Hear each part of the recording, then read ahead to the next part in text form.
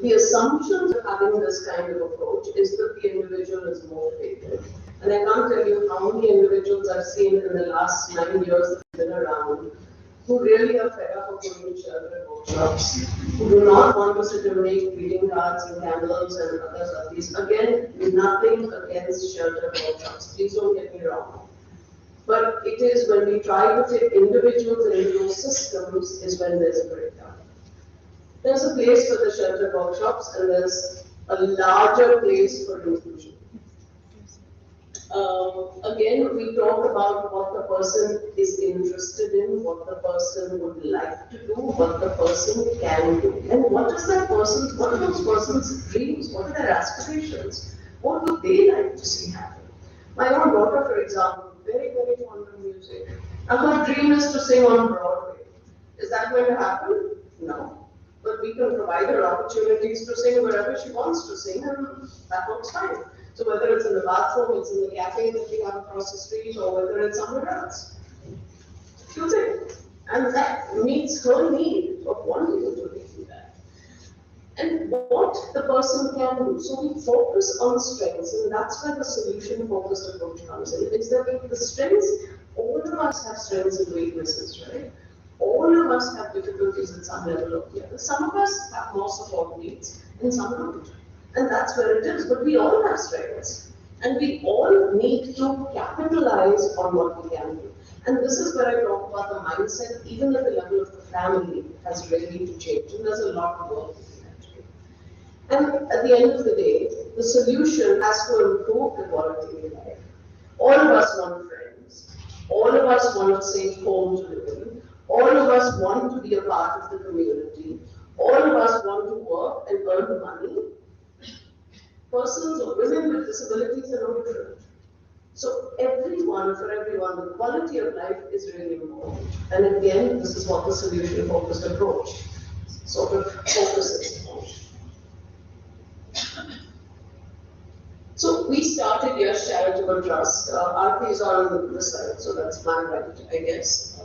We had a small space, and it was a 200 square foot space, and it was there.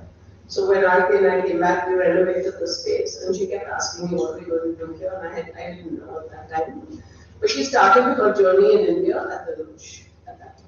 So we created doors and windows. This was actually a garage, a small market-sized kind of 200 square foot garage. And then once we had the space, then we figured out, okay, now what can we do that is inclusive? That is going to give community-based, opportunities as well as satisfaction. And we really, really know. Now, what was important at that time to set up as we began the journey was our core values. And our core values define everything that we do currently, which is quite a bit now. But we decided acceptance, inclusion, empowerment were these three were very, very great importance for everyone. Not only the persons with disabilities who are part of who are beneficiaries as such, but also people who worked with us. So accepting where they were, whether it was from the economically backward, educated, non-educated, whatever that might be, divorced, separated, we have women who work with us who can sort of in violent relationships, all of those, whatever that might be. Respect. Big piece of our work is based on mutual respect. So we wait, we listen, we try and understand what our adults with disabilities are telling us. It's very, very important as part of our work, and respect what they have to say to us. Inclusion, of course, where the community and our community, our family at YCD works together towards bettering the entire environment around us. And then it's adding empowerment where, again, our individuals have a voice. They are given opportunities to make choices. We all make choices which may be right, wrong, have positive or negative repercussions. And that's fine. That's the natural progression, right, of choices. So you give an individual a choice to make, they'll make that choice. As long as they're safe, what difference does it really make? Right?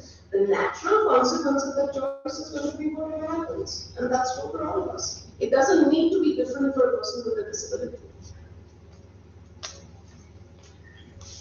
Our work is focused on, with a vision that individuals with these disabilities live and work in the community of their choice with dignity and self-respect. To that end, we have a skilling and supported employment program, and then we have adult support program. So we have a skill center. People come to us, individuals come to us. Again, it's their choice to come or not come. We don't charge any interest, which I was telling Sujata a while ago. That's why I'm like here in this time of year is trying to raise money. But anyway, they come to us, we tell them this is what we have to offer. Because we offer skilling in hard skills that are related to the food business. And then soft skills, which are skills that they require in any workplace. And this is what the curriculum consists of. Because we have found over the years that food is a good area. And then, so we've established Cafe Arpan. We encourage you to come. They know already, it's across the street. We used to get people from the special ed department. They don't come anymore for some reason. But yes, please come. And then we have food services. Zetty has been in the SPM department I think, for quite some time. And I think she likes them. And then that's under the skilling and support employment. So our persons with disabilities are paid the same salaries that anyone else with those kind of educational qualifications would get. So we have everything matches. I mean, it depends. If some of them are college educated, we pay them commensurate to that. And then we have the adult support kendra where we provide counseling services. We also provide employment support. We have a database of persons with these disabilities who want to work. They're not interested in food and everything else. And so we take down, we have a long interview process because we try to get to know them really well. And then we've had some success in trying to place them, but it's a long way to go. And then we do awareness training and advocacy. So we do parent workshops, professional workshops, and our advocacy, which I'm very proud to say, is today's paper. A couple of today's papers have a very long article about stem cell therapy and how it should not be an accepted treatment for autism. YCT has actually initiated public interest litigation on the Supreme Court.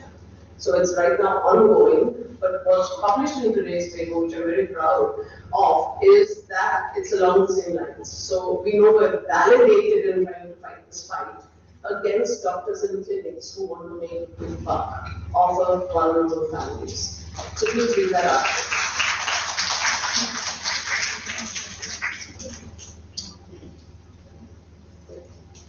So to get back to it, our approach is very much a strength-based approach.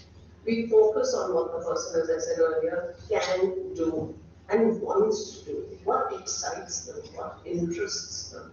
All of you students who are here in the realm of special education, you registered for this course because you wanted to, right? And because you see yourself making a difference. So what excites these people who come our way, that's what we want to know. And how do we help them?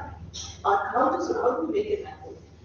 We encourage self-determination, which is, and this is not focused on enough, and this actually should be focused on even at schools, which is giving them the ability and the tools to make choices for themselves and taking responsibility for those choices. We really need to do that job.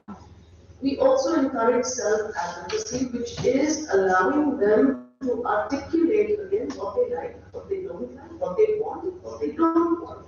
And there are ways to do this, right? Socially appropriate ways to do this. We have to teach this. We have to teach this to a person with autism. We have to teach this to a person with an intellectual disability, but we want to know that. Because at the end of the day, that's what it's about, of accepting and respecting their choices, respecting them for what they want. And then we're very, very person-centered in everything we do, which is the whole program of all the activities. A certain the person has to be there in those conversations. We won't have it without the person. Our initial interview or initial meeting, the person has to be there. It's not with the family, we're not interested, we are interested for the person's benefit to know what the parents think. But that's not the primary focus of our work. So we try, and because we have these sort of the framework, we also try when we're doing employment to make it very personalized and towards their interests and their abilities. Yeah, makes sense. As I said earlier, a lot of our work has to be in convincing families to say and talk about and recognize what their person is good at. Very, very difficult task in a lot of cases. So this is our thing. And this is my own daughter with autism. Some of you here have met her because they had a self-advocacy program here. In the traditional notion which arises, you may have known about this from the medical model of disability, the focus of describing RP would have been this is a person with a disability. This is a person who has an IQ between 50 and 55. This is a person who can't do blah, blah, blah, blah, blah, right? That's what the medical model tells us. We are trying to fit RP into the system that exists. We're trying to cure RP. We're trying to rehabilitate RP. This is what your traditional model will tell you. And this is what most people do. What we do, though, is again operate on what is RP good at? Who is she as a person? And these are all true things, not because she's my daughter, but this is like everyone else's this as well. Which is she wants to work, she wants to be a part of the community. She does pick up, even though she has autism, she'll pick up when you're not feeling well. She picks that up in some insane, I don't know how, but she does. And these are not people she works with. I mean, I'm not saying mom or anyone else that she knows well, but it's the other people that she works with. She's very much being there. She doesn't have to be front and center of anything. She'll just go with the flow. And she very much wants to sing. And this is who Aarti is. Now, how do we make it so that Aarti's life becomes for her, like, how do we make it so that all the pieces of her life come together so that she is happy as an adult? Right? What do we do as YCT to make this happen? And this is the question that we ask ourselves at all times. And we have a lot of success stories, a lot. But I had to put Aarti's picture because I hadn't given information to anyone else. So to go back to the story, initially we set up a kitchen. By default, we happened to come across a way to do breakfast. And so we started. When the first set of parents and families and individuals that came our way, we told them, we don't know what we're doing. But this is what we think is going to work. And so we started. I know nothing about the food business. I don't know anything about business, actually. But we knew that this was a great way to go. None of these guys ever took a day off. I mean, you and I would definitely want to put our feet up, right? For them, work was the most important part of their life. And continues to be so. We have very little absenteeism in all our 22 people that we employ. And so this took off, and then it took off, and then we got a lot of positive publicity and all the rest of that, which was a great thing because other people realized that this is possible. And so on and so forth. And we got a lot more people come our way saying they wanted to be a part of this initiative. We learned along the way that they don't have to eat at 12:30. They can eat at 3 o'clock when the work is done. So this particular situation was very, very informative for all of us who were trying this and trying to sort of figure out, what we're doing and how to do it better. So this was the first order that we had, about 200 or 300, I can't remember now, biryanis that we had to make and send off. So these guys came to work early. They finished doing all of this work, and then they got a chance to have lunch. Was there a complaint? Nothing. Was there any sort of, oh my God. We were like, oh my God, we need to give them chai. Let's give them biscuits. Oh my God, kind of a thing. They were just so happy doing this, so happy delivering. It was an eye-opener. Everything that I talk about when people can do, we have many situations like this where we learned, yes, we can push them. I'll tell you another story in a second. This is just a capsule, just one second. So when the Dabba service started getting more and more popular, when we realized that people who were there want to be there, they want to be a part of our workforce, we then set up Cafe Urban in 2018. It was, most people told us, a stupid thing to do because there's huge amounts of funding required to do this. But we knew that food was a good way. We knew that these guys are so socially fun to be around. We need to give this back to the community. So the cafe is a great way to do it. And those of you who come, they know that.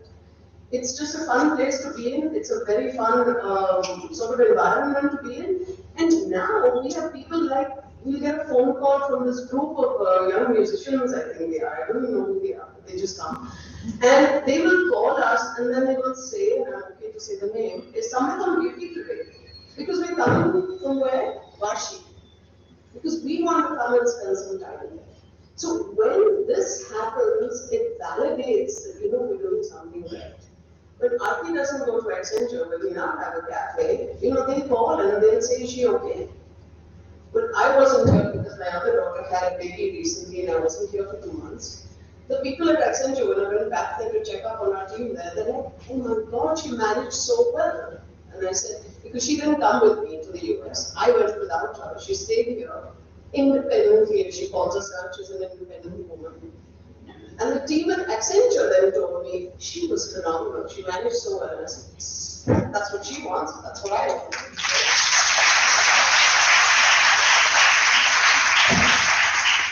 And again, this is not because Aarti is anything special, but Aarti wants to be independent.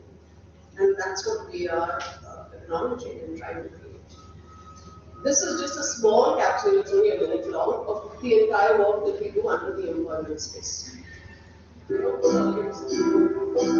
you ever find yourself stuck in the middle of the sea, I'll sail her to find you. If you ever find yourself lost in the dark you can't see, I'll be the light to guide you. Find out what we're made of. We are called to help our friends in need. You can count on me, like 1, 2, 3, I'll be there. 'Cause that's what friends are supposed to do, oh yeah. You can count on me, 'cause I can count on you.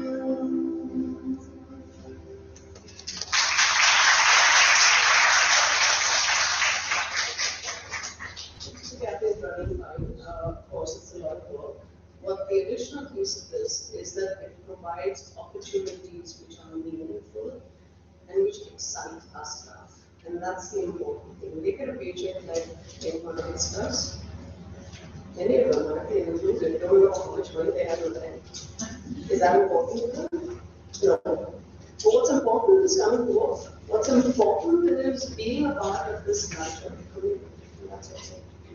So Pratibha here, unfortunately she's in Kerala now, we miss her terribly. She considered herself the queen of the kitchen. And she was just amazing. This was her strength.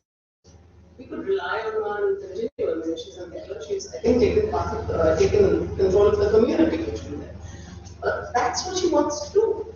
And therefore, again, not a day off. Even if she's feeling sick, her periods have started, she's ill, she'll go up, take a break, come back down and start working again. And these are the kinds of things that are so powerful in students. Go ahead. Nandini here, we didn't have to teach her what self-advocacy was. She was very, very, very skilled at this. All credit going to her family to help her express what is important to her. Again, somebody who has a lot of physical challenges, but look at the smile on her face. Again, she wants to do this, this is important to her. And so we have managed to customize what she does. So she works less hours, she works, at the stuff that she feels competent at. And we need her to work where she is. So it works, it's a win-win for us and for her. Again, a lot of work going into this, but this can be done. That's what I want to tell you. That's the message. So we had this young man, he's standing in the back, the guy with the beard. He came our way a couple of, well, it was around the end of 2018. And he came to the cafe. He had come to Juhu Kolkata, which is the local area, where a lot of families live, and to visit his parents. And then he wanted a cup of tea. So he happened to see us from the outside and said, "Chalo, cafe, let me go in." He came in and he recognized what we were doing. Now, this is a person who is very sensitive, very inclusive in his thinking. I've got to know him very well in the last few years. But also recognized from watching everyone work in the cafe that this is something that, A, it's a novel idea, but apart from that, that they're very competent in what they're doing. He took the idea back in 2018. The pop-up was extremely successful again. And then on their own, the leadership again said, this is something we can support. So they gave us space. This is a very nice innovation hub, they call it, where they get a lot of clients, not really sure what they do. But anyway, the space, it's a wonderful atmosphere. They gave us a lovely pantry. They take care of the rent, utilities, they even take care of transportation for us. So we have a team that goes from here every day at 12 o'clock to Cafe Center. They work there for the entire day and they come back. Aarti's day on these days is from 12 to 10 at night. Now, the message here is that even though it's, how much is that, 10 hours? And there is, yes, there's traffic, right? So there's a bit of love in this amount of time. The message here is that they can do it. There's resilience. There is a sense of, this is my responsibility, this is what I want to do also, and this is something that they are relied on, which we are. We do rely on them to be a part of this. And so the team, the support staff, all of them have this great community. And the staff at Accenture, as I was telling you earlier, they're very, very fond of our guys. They have conversations about the movies, and now they've got a Christmas tree up, so Aarti's on cloud nine, which you can get to go there and sing Christmas carols. But it's all a very big community of happy people. And that is the important thing, is when these opportunities exist, it works. It's for the environment around us, and that's where people like you come into the picture, which is that we have to look for these opportunities in the communities and work with them. Use them so that our people can be a part of this larger initiative. We all want diversity. We all respect diversity. We want our communities to be more diverse. We learn from each other. I can't tell you in the past so many years of being a parent how much I've learned. What I've learned, and the bigger message, is that the most important things in life are about love, are about relationships. Aarti and I have to subsist on whatever we have. Is it important? No. As long as there's food on the table and enough money for medical needs, we don't need much else, right? So the important thing are those relationships and those positive experiences that we have with each other. I came back from Bangalore yesterday at 3 in the morning. So she gets up in the morning and she didn't disturb me, fortunately. So when I woke up, she said to me, "You must be tired." I can tell her that I was.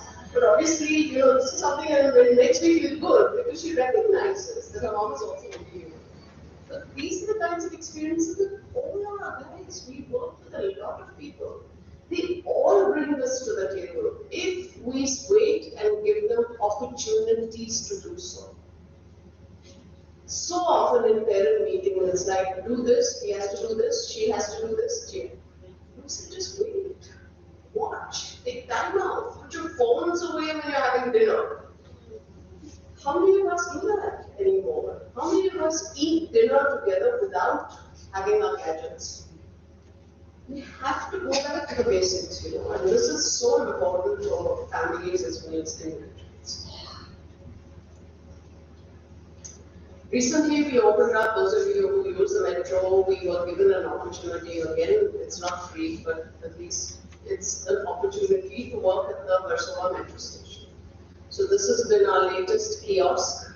Please go there, take a picture, post it on social media. Everywhere I go, I'm hardly on social media, I'm there. just to be there. But people will tell me, you have to say this. All the youngsters in our team will tell me, you have to say this, post, tell everyone to post. So if you do frequent the metro, please go there and post yourself at the metro station. But this is again something that creates more employment opportunities for our people. So our process is we really get to know the person really well.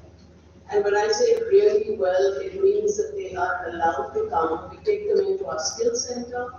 They are allowed to just sit and be. They are allowed to observe. They can do what they want as long as they don't interfere. So they come there, they watch, they see, they make friends or don't make friends. They decide, do I want to be a part of this or I don't want to be a part of this? So we give them an opportunity to watch and wait, and then we come back to the table and say, this is what we can give you. If you're interested, the onus, the responsibility is yours. Your responsibility to come on time, your responsibility to inform us when you're not well, and this works for all of us. Please don't take it that it doesn't work for people with intellectual disabilities or anything like that. It works for everyone. And it's your responsibility to learn if you're interested in learning. So we give them time to watch and decide for themselves. The worst case scenario is when parents come to us with their child and say, yes, yes, yes, he loves to cut. Yes, yes, yes, she loves to wash dishes. Blah, blah, blah, blah, blah. Worst case scenario is when the parents are trying to get them there. The outcomes are poor. When we wait and we watch and we evaluate together, they are brilliant outcomes, absolutely brilliant outcomes, because the person is invested in this process. And therefore, that initial thing takes really long for us to do together as a team, and we're all part of that team. Then they join us, and again, once they join us, there are certain criteria. They have to be responsible for certain things. They have to come clean, they have to be well dressed, they have to be okay with wearing a net cap because we're dealing with food. They have to be socially appropriate, and we teach these skills. It's not that everyone has these skills in place. And they have to be able to articulate when something's bothering them or not. Because we do provide counseling also. We provide a counselor on site for them to talk to. Because all of us have down and low high days. And then we take them through the training. If we have vacancies in YCT at the cafe or the kitchen or at Accenture or anywhere else, we of course will provide them the opportunities if that's what they want. And if we don't, then we put them in the Employment Support Services database, and we're actively looking for jobs for them. As I said, that process needs a lot of community interaction. But anyway, that's how we do things. We also provide counseling, as I said, but we also provide a way for them and the family to think about what is life in the future going to look like. Is the person going to be, like Aarti, for example, going to live independently? That's what she wants. Is the person then going to need some life skills because they don't have them? Is the person going to have friendships and a network of their own, or are we creating that? So we have a WhatsApp group of our young people, and they're on WhatsApp with each other. Some of them have good spellings and language, some don't.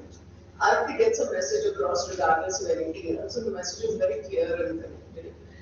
And so creating those opportunities for friendship is really important. Our girls that we have are gossipers. Some of the training staff was like, gossiping. We have one male, no, we have two males, but one of them is very good looking. And so these girls are gossiping about him and one of our other staff. And these are people, mind you, traditionally Down syndrome, intellectual disabilities, but they know it all, right? And I'm like, God, this is amazing. And the staff is just like looking at me, what's wrong with her, kind of a thing. And I said, but don't you guys gossip? Why shouldn't they? This is so powerful that they have a way to do it that they enjoy it. It's human nature to gossip. And B is that they're doing it so, it's coming from within, right? Nobody's telling them to do it. I mean, for me, this was I was very happy that they were doing it. But again, it's the life of the individual and the entire family. I know many, many families who exhaust savings looking for therapies, like stem cell therapy, looking for ways to cure. Autism cannot be cured. Intellectual disability cannot be cured. So we help families plan their entire lives. Now, is this a foolproof plan? No. Today, I'm saying Aarti will live alone because that's what she wants to do. Tomorrow, if her health deteriorates, she may have to do something different, right? So it's a dynamic plan that we keep reviewing with the families because everybody has to be on the same page for everything to work. So it's very, very ongoing and needs, again, work. Yeah. So we have, as I said earlier, we work on life skills. Should I do that first? Let's start. Okay. We work on life skills as well. So this next little video that I'm going to show you is about one of these people. So let's just watch the video, then I'll tell you the story.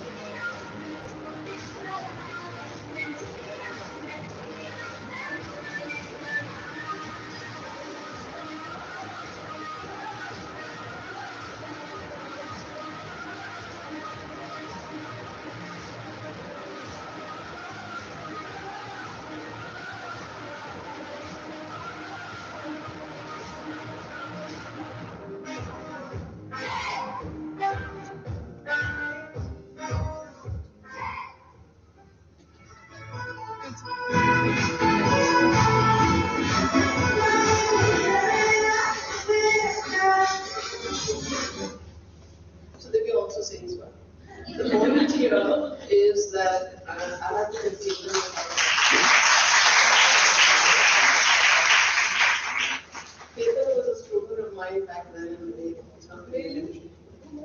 You will have got pencil other things. I knew who was a 10-year-old, brilliant young student.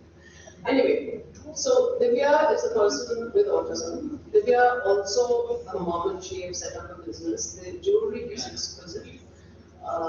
Not, I mean, of course, I want them to do it. But apart from that, Divya is with us. She loves coming to the skill development center. She doesn't want to work in the F&B space. But what is working for her with us again is the situation where she's safe. She's accepted. She has responsibilities of making tea for the admin staff.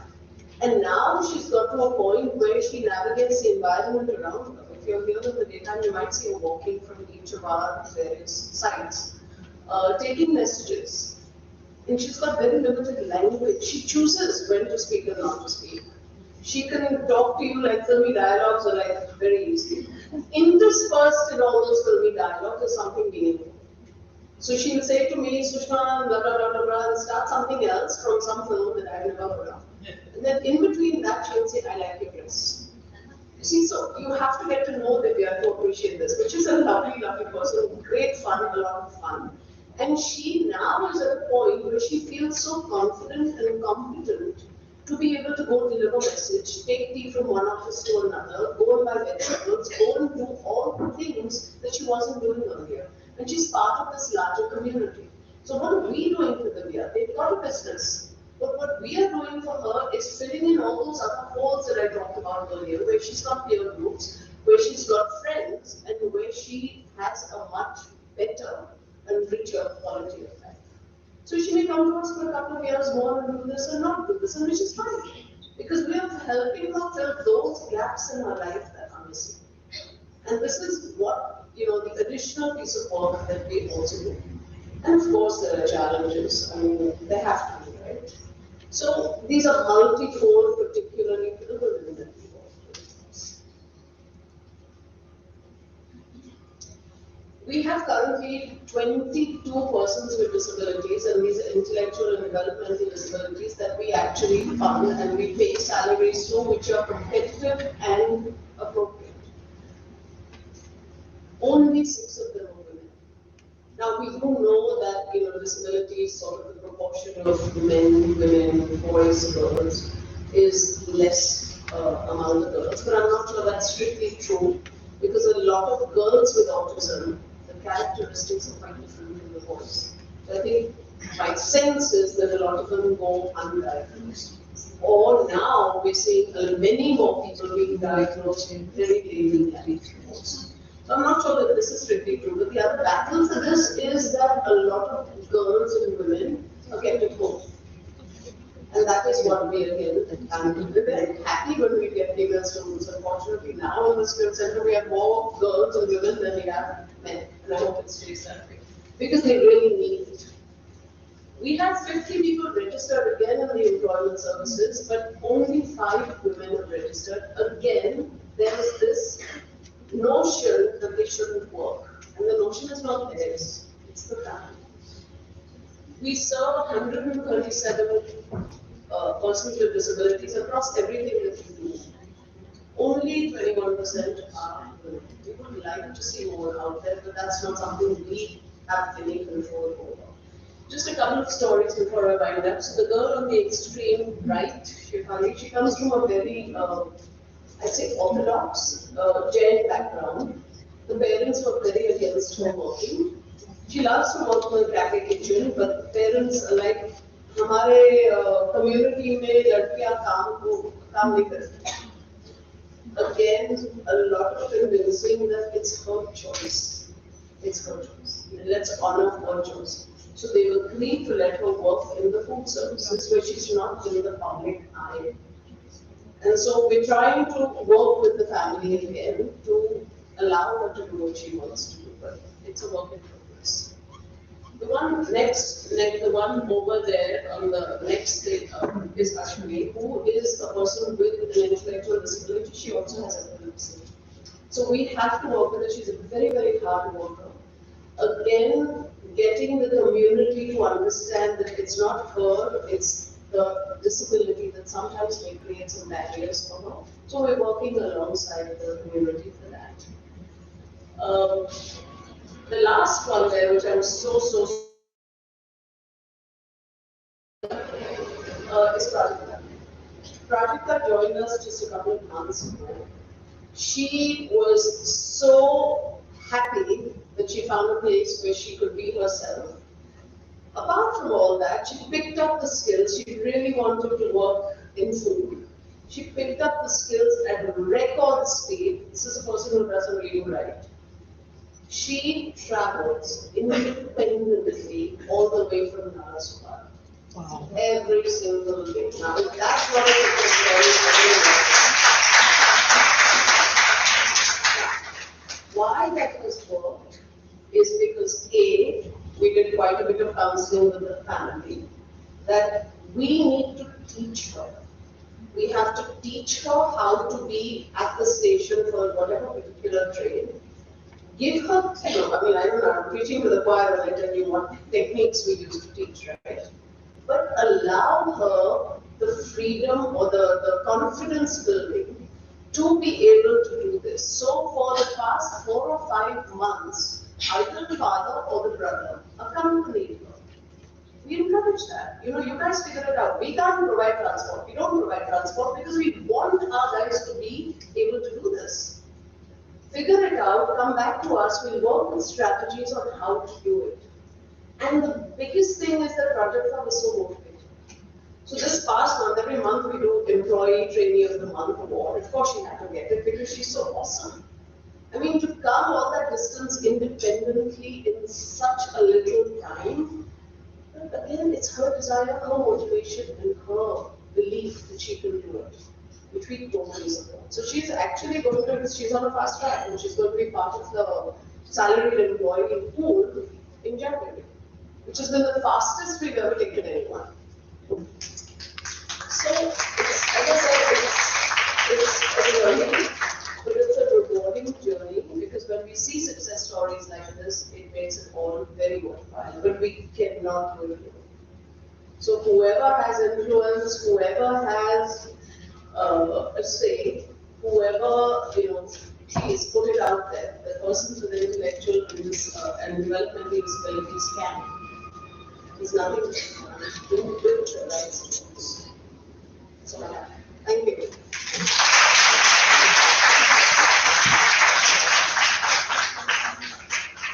If you have any quick questions, we'll take them now. Please ask. Okay, I'll just speak. Very good afternoon to you. Myself, Neeru Bhimani. I'm a consulting psychologist and a center policy analyst at Kalia West. So we do the education as well as the counseling part. So many times we get the parents who want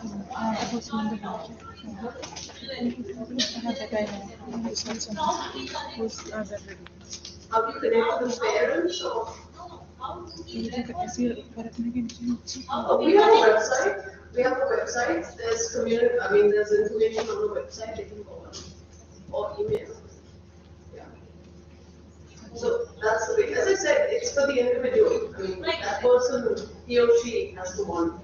So we can share with them their email ID, the email ID, and they Yeah. can get it. Yeah. And even if you send me an email ID, I can just forward it to the right people. That would be good. Yeah. Any other questions?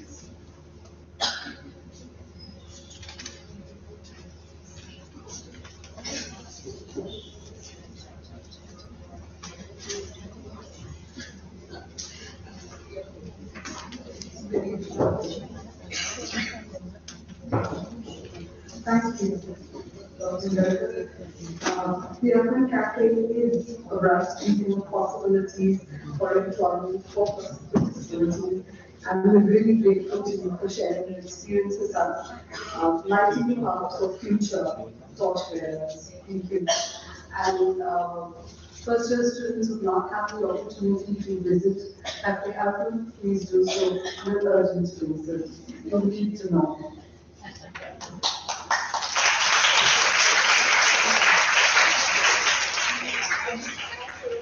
We're open Tuesday to Sunday, 11 to 8.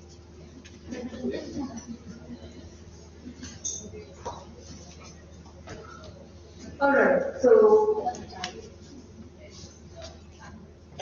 it's time for our final session of this national seminar. We have for you now a panel discussion, the topic of which will be our lives, our identity.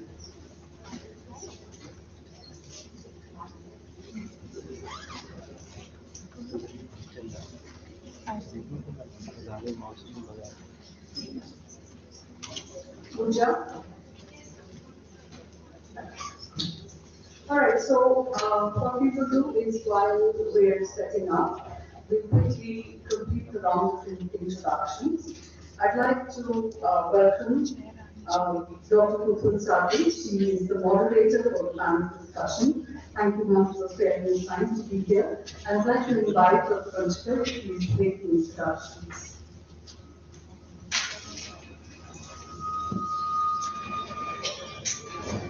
So very good afternoon. So as a moderator for the panel discussion today, we have Dr. Kuthul Sati with us. She is currently a faculty at the Research Center for Women's Studies at SEU University. Her research areas are third world literature, cultural studies, and dance studies. She is the coordinator of the Dr. Aravind Bhatia and Dr. Govinji Kucheni Bhatia Archive for Women, House for the Environment Center. Currently, she is working on a research project on understanding the causes of depression amongst urban working women, a case study at SUV Women's University. This is funded by the National Commission for Women. I don't think we would have had a better coordinator for the panel discussion today. Welcome.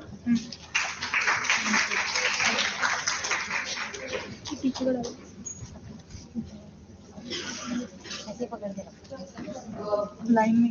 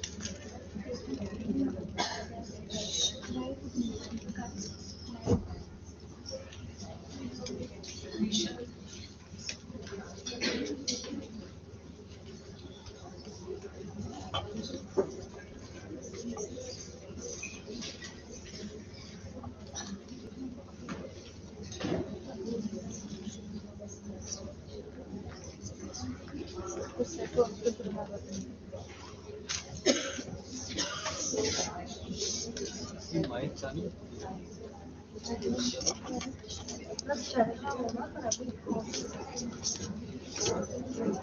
know invite the Mr. Satyam, please introduce the panelists to us. Good evening, everybody. This is really a great honor for me and also a challenge for me, very frankly speaking. I mean, the fact that we live in a society which is not only sexist, but also extremely ableist. And I think we need to recognize that all of us are partially able. To be very, very frank, I have a knee problem, so I don't think I'm completely able. I think all of us need to accept the fact that none of us are completely able. And coming from Women's Studies department, experiences are very important for us. You know, within the academic institution, we are normally used to study, academic discourses, but we forget that lived experience of people who are, of course, diverse. What is a very, very, not, I won't use diverse, but people who are different in very radical ways from what we are used to. It's very important to listen to their experiences. The second thing which I would like to speak to all the panelists.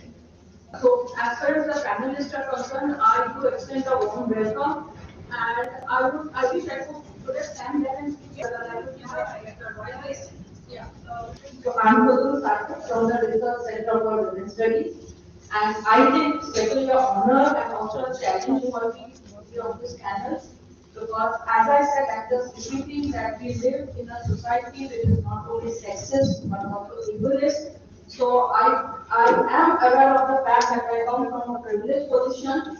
My language may perhaps reflect the privileges which I do enjoy. I think we should really be very careful about that.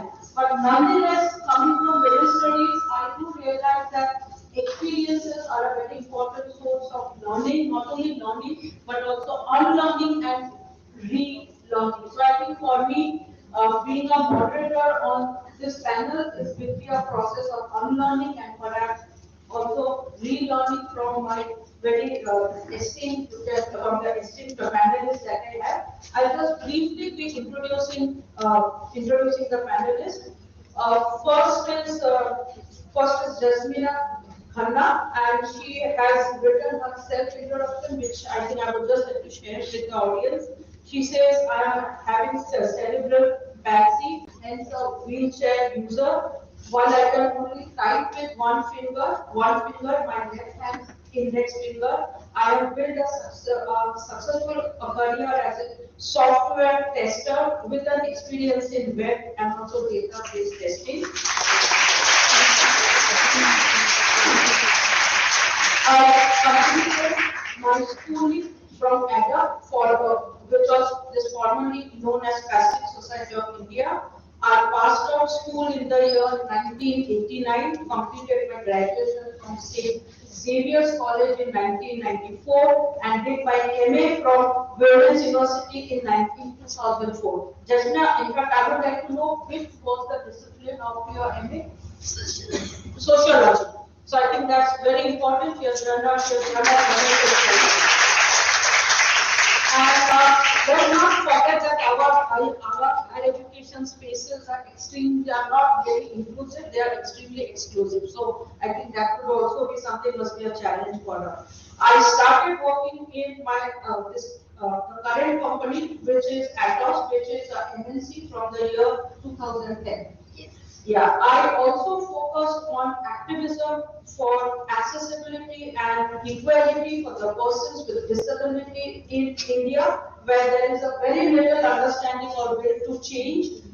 First, to bring about a positive change in the disability sector in India, which has culminated to form the NGO, which is Access to Hope, along with a very good friend of mine, Dr. Sandeep Khadikar, a physiotherapist by profession, who also happens to share the same passion and zeal with her.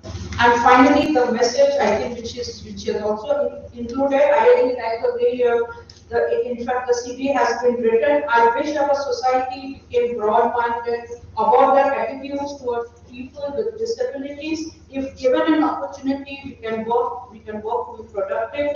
On the other hand, people with disabilities should not give up easily. I think I'll just introduce a term here, radical empathy. Yeah, I think we all, let me try that. I think that is. And I think the previous speaker, when I was listening to her, I was just having this dialogue in my mind that how important it is to be able to cultivate and to work towards radical empathy. Okay, so I do believe that every accomplishment starts with the decision to try. So I think you will start with her, and as we go along, I will just introduce, or I introduce everybody and we can have a dialogue. I think we can introduce everybody and we can have a dialogue. Right? That will be great. Next is Mr. Ketan Kothari. I think you have already introduced us. Your teacher is here, Mr. Ketan Kothari. Yeah, so Mr. Ketan Kothari is this disability professional working in this field for the past 30 years. He has worked at a variety of places in leading roles like heading 3 departments at the National Association for the Blind India, then working as the program officer and then the advocacy manager at Sight Savers India and presently with Xavier Center for Visually Challenged. So I do welcome you. His passions include inclusive education. I think you should talk about that because people are, especially policy holders, have been using this word so often that I think it has lost the radical edge. Yes, I look forward to that. And also accessibility for the disabled. He was also involved in the advocacy for the financial access and just also advocacy for the amendments to the Indian Copyright Act 1957, both of which has yielded success. So I welcome you, and our last panelist, also at a very lengthy one. I will just picking up, so please do pardon me if I miss something. You can just also basically add it. So Dr. Kalpana Kharage is a former elementary school teacher with teaching experience in urban VLC and private schools. Her 100% vision impairment has never come in her way to achieve a well-deserved place in the academic this community. She is presently an adjunct associate professor, a recognized PhD guide in Mumbai and also Somaya Vidya University, and a visiting faculty at HBCSE. At the KG Somaya College of Education and Research, right from its inception, our power is in this the subjects like philosophical foundations of education, methods of teaching languages, teacher education, institutional building and evaluation has manifested in her creating a very effective syllabus. She is a staunch proponent of inclusive education, especially for the visually challenged. Her thrust research areas include qualitative research methods, inclusive education, instructional intervention for struggling readers and writers, the visually challenged, and for children with diverse needs. She has persistently worked on preparing personality development programs for visually challenged girls, the English-speaking programs for vernacular medium students. So basically, she has been working with mainstream people also. That is the most important. Mainly mainstream. I think we should note that she has been working with mainstream people. But most important, she has been a dynamic member of the Committee on the Status of Blind Women. She has been a guest speaker at the National Association for the Blind, and she has also been a resource person at IGNOU and also YCMOU. She also has been honored with Neelam Kavre Award in 2002, the Best Teacher Award in 2002 by the Giant Group Award, and the Giant Group Award for the Academic Excellence in 2007. And this is very important, in 2013, the State Ministry of Social Justice and Empowerment has given her an award of Best Employee.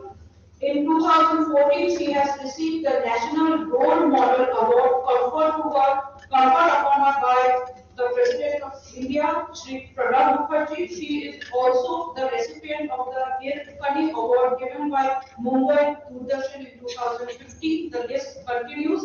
She is also a recipient of Best Professor Award given by NAB Maharashtra in 2016. She has received the Marathi Gaurav Puraskar given by the Vichare Foundation in 2017. She has received the Distinguished Educationist Award in 2020. She is also given Women Champion for Change by Princeton Education Global on 8 March 2021. And finally, in October 2021, she has received Rashtriya Manvata Sevak this award and Lifetime Achievement Awards on 14th and 15th October 2021 respectively. So Dr. Karuna Prade, I welcome you. And I think that was a very introduction. I welcome you, and I think we can begin by listening and not just simply hearing to each of their experiences. And I would also like you all to specially focus on the attitude of the state, because we know that the Disabilities Act for policy is still in its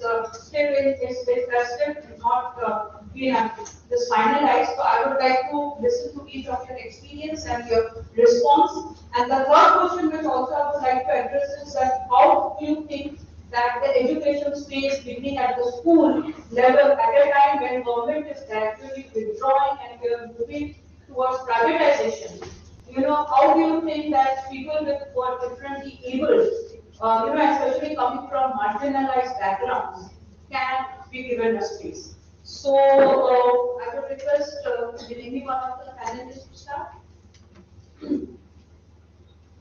Okay, I think let's start with Ms. Khanna. Yes.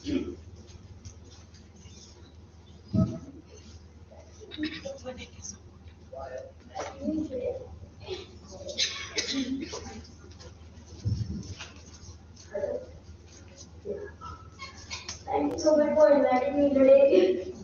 It's an honor to be here. I will not speak about my journey today. I will speak about my journey with the government that I'm fighting in the last 4 years. I am fighting to make Mumbai city accessible with the NCN. I don't know how many of you are aware that RBWD Act was amended in 2016 and never pressed guidelines that have come for accessibility and campaign for Suburban Bharat, that is accessible. India campaign has been flagged off in the year 2016 by the Prime Minister Modi, Narendra Modi. But the sad part is that nothing has been done. I am particularly going to talk about my experience in Mumbai, because I have been working with the NCN with the Mumbai footpaths and the public toilets accessible. So whenever we visit an NCN office, first of all, they don't want me in the office. I mean, I don't know even there. So, now I could just put an arm back. I have thought with one of the MCGM officials on the phone, because he was inviting my partner with him, and he wanted to avoid me.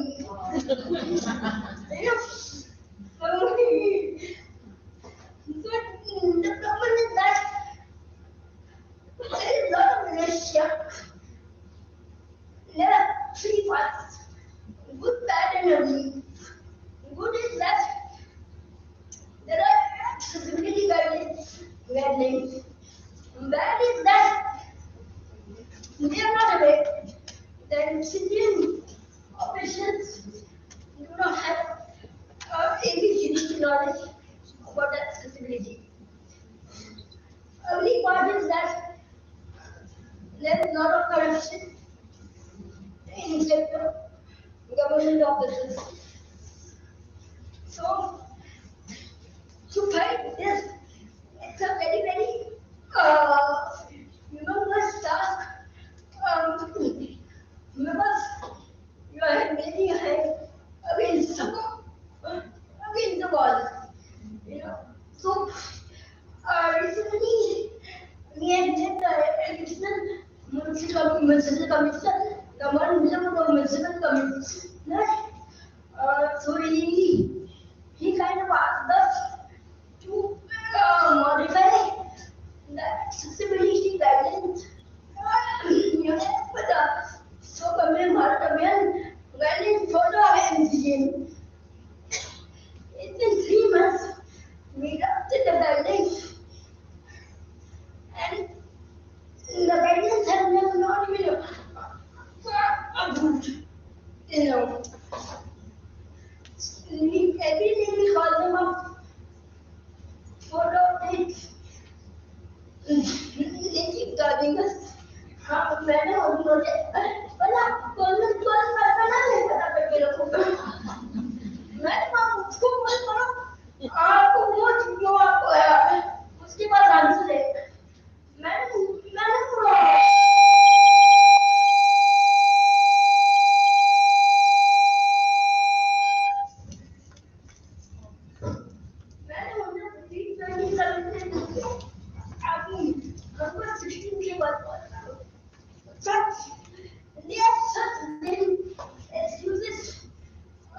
but they don't want to implement the guidelines, and they don't want to pass the draft which we have drafted for them, so that it is easier for them to follow the guidelines. But they are not, and whenever we talk about what is storage, they say it is not our department, go to that department. Whenever we talk about enforcement, that is a socio-economic issue, that is not our problem. So, it is a very difficult task, but my aim is to make Mumbai accessible, at least the roads and the public toilets, but by the year 2027, I want to finish.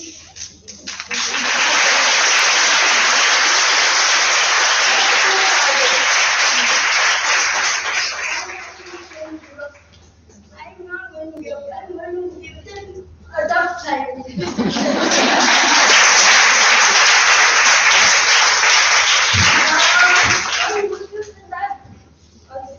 Fortunately enough, we got someone who is and citizen officer who was willing to accept our proposal for accessible guidelines, and he has helped us implement the accessibility guidelines in municipalities, and we have completed around 3.5 kilometers of footpath. That is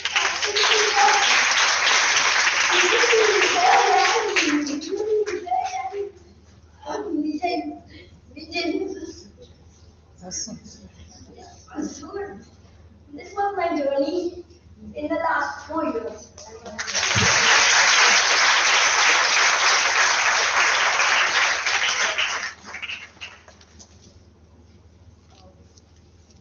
In fact, I just wanted to know, because this basically we all should know, how much of funds has BMC kept aside to make the city accessible? I mean, have you all filed a RPR? Nothing has been. Please note that. Nothing has been get certain accessibility. What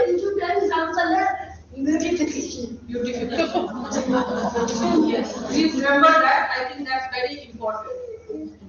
I think therefore I wanted to bring that up. Yes, so, yes, and the second question I wanted to know is that, what, I mean, and how about mainstream media? Has mainstream media worked to highlight all this, or it is only Yes. Bollywood star comes? Yes, yes, we have been covered by the media. We have been covered by Arthur. Okay. Yes, and one more thing I want to highlight, one more thing I am doing in my journey is that I don't know how many of you are aware that PST bus has come up with that accessible buses. Very few, Hardly. hardly, and that will maybe in South Bombay. There are 250 buses that they have come up with for everyone exams, and none of them are working. Yes, And that I have is filed a BIS. I'm in BST.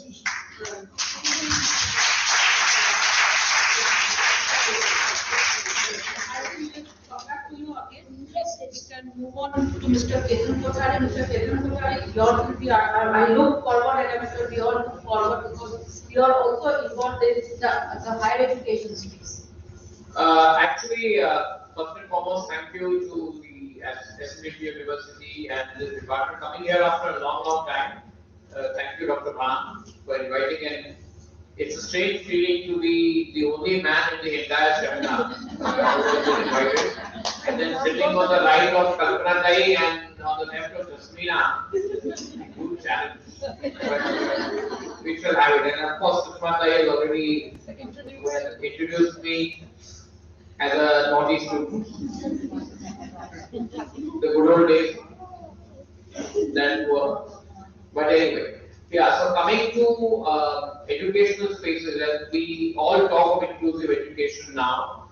Unfortunately, how many of us really need inclusive education from those of us that talk? Because what I'm realizing, the place where I'm working, XRCBC, I'm sure Kalpana is aware, we're working a lot for inclusive education, not only for the blind. Earlier it was only for the blind, but now it's for all disabilities. And we have an inclusion cell there, which is monitored by the principal at the highest level. So, but the problem is that in many cases, and wherever I have gone, people think that the moment you put a student in a regular class, and I will not use the term normal because everybody is normal in his or her own way. So once you put a child in a regular class or a student in a regular class, your duty is over. Quite the contrary. When you put a child or a student in a regular class, actually the whole journey begins. And let me assure you that education cannot be cheap. And I stress this word cheap. Education, if you spend more on education, probably you will not have to spend on the rehabilitation, because then the person may take care of his or her own rehabilitation if he gets a good employment. So we want to be educated with regular students because it makes both economic and social sense. Economically, because obviously you can't afford so many special schools.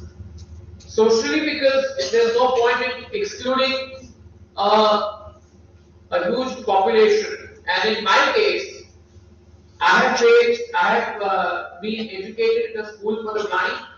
Back then, we were not having all these fancy ideas of inclusive education because the facilities were not there. India in 70s and 80s, we all know where we were. And then of course also in a regular school and SIS college and the University of Mumbai. So, and then of course NMIMS, which is not very far from here. So, inclusive, but you know the problem that came to me always was that people never realized that inclusive education can only succeed if the support services are strong. support services have to be extremely strong in order for you to achieve success in inclusive education, especially for those children who come from a relatively middle class or low middle class or poor background. Because their parents firstly will not have time, and many of them, and I've been in my earlier job at Sightsavers, I used to go to rural areas. I've been to the extreme rural areas of Odisha, which is a very poor state, we all know. And the problem was that the parents are working on daily wages. You can't expect them to, come for your training programs, and then even if they come to implement what they have learned, because their concern is, अगर मैं आज जाऊंगा तो मेरे आज की रोटी का क्या होगा? And then the family is also large. So we will have to devise, the government will have to think seriously when they talk of inclusive education. Have they made any facilities for support services? Today, and I know you have a Department of Special Education which is organizing this seminar. How many of us have really thought that support services should be part of the curriculum that is designed for teachers? Even if it is part of the curriculum, it gets limited attention because time is not allotted adequately, and that is where the loss happens. For example, if we are teaching the blind, you will need the braille and the daily living skills and things that are taken for granted by sighted public have to be taught. And I know Kalpana Jai was doing courses like these for our blind friends, girls especially, and quite popular courses they were. So these things are very important. How to cook, how to even for blind men actually. I don't know why nobody does those courses for us. Yeah, no, seriously. And then mummy is overprotective as they are. Even now she won't let me touch the gas ka chula. Although my wife who is blind does everything. Yeah, but that's another story. But no, seriously, I mean, I feel that because ultimately let us all realize what is the purpose of inclusive education. It's not by itself important. Inclusive education is important because we need to create an inclusive society. And that is where we are stuck. What happens is, every 10 years you call new names. कभी किसी को visually challenged बोला, कभी visually disabled बोला, कभी दिव्यांग बोला, कभी विकलांग बोला. At the end of the day, I'm blind. Yeah. So my problem is, I don't mind even if you call me blind or in Hindi andha, because actually if I say drushti bale, half the janata will not understand. क्या बोला? क्या drushti bale? No, so I'm not saying this for fun. What I mean is that people need to really give a thought that philosophical debates can continue in air-conditioned room, whether we want inclusive education, we want special education, both have got their pluses. Okay, I'm not saying this special education is bad altogether, but inclusive education, as I said, makes more economic and social sense. What you need is special skills to be taught in inclusive environment. That is what is important. And their peer learning would play a major role. And I don't think enough efforts are being made to encourage peer education as much as it should be, and that is where I feel our students are lagging behind. Because peer learning would help both the parties, the disabled student as well as the so-called able-bodied. I liked the way Madam said we are unfortunately part of ableist society, and now people want to use all these ableist language. I always, my WhatsApp status says someone told me I am divine. Yeah, we all know who that is. Yeah, let's not get into that. Yeah, but so the problem is, मैं इतना divine हूँ कि सामने से बस चली जाती पता नहीं चलता कौन सी बस है. मैं पूछ रहा हूँ बस कौन सी थी बस, अरे आपको कुछ जाना था क्या? Sorry, ये तो अभी दो. Yeah, and you know, what I mean is that all this happens because society is not aware as to how they should deal with people who are disabled. They all have very good intentions. You know, लेकिन हम उसी में फंसे पड़े हैं कि कैसी भाषा से उनको हर्ट होगा, कैसी to an extent that is true, but वो बहुत उतना important नहीं है. But what is more important is your attitude towards those people. I know a watchman who calls, you know, who says देखो अंधा आदमी है, but he's very helpful. I would rather have him call me andha and help me than call me drishtibadik but say yaar aap aapka nipad low. Because you know these are very important matters, and inclusion can only succeed with two things. One is inclusive education, of course, and the other thing what Jasmina was talking to us about, accessibility.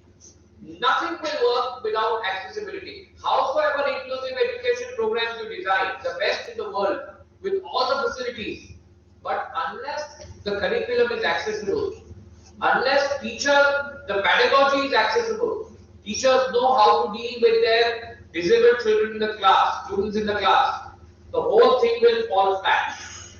And hence, I would urge all those of us who are sitting here, many of you are, I'm told, CRE people, so that means you're already rehabilitation professionals and educators.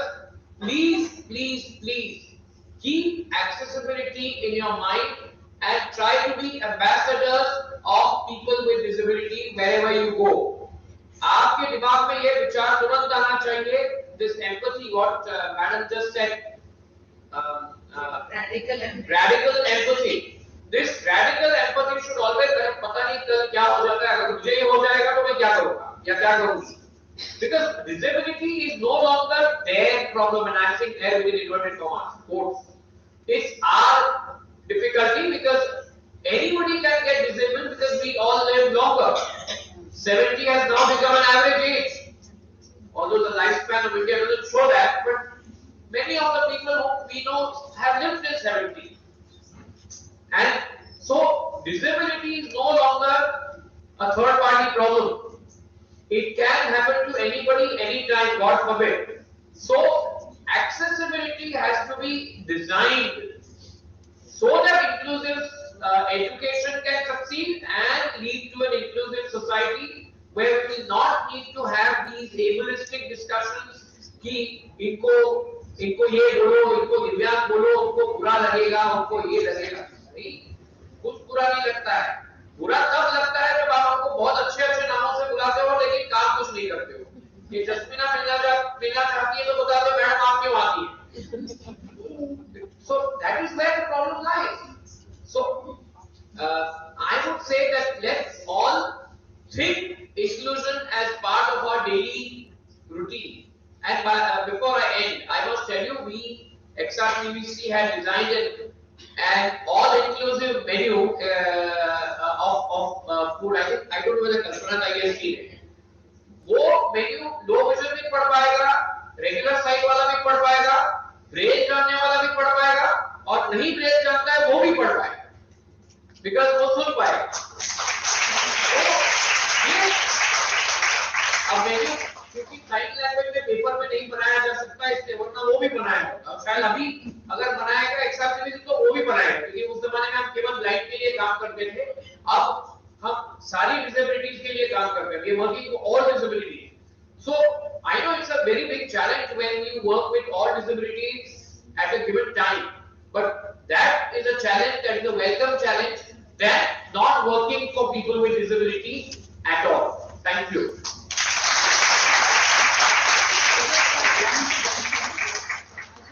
One question. I wanted to know one thing from both our speakers, that from whatever you are talking, especially now that in higher education, like at the postgraduate level, we have a course known as disability studies. TSS में है, Ambedkar में है, it is not in general. I mean, just very elite institutions have offered this course. Yeah, I know. Ambedkar में मेरे friend है अनीता जी भी. So my question is, as we are moving from the medical model to the social model, I think that as since you're from the field of education and you have a say with the state, like the way we have been talking about, say, including women's studies at the pre-primary and school level, basically the change of mind which you're talking about can happen if disability studies perhaps is basically introduced at the school level.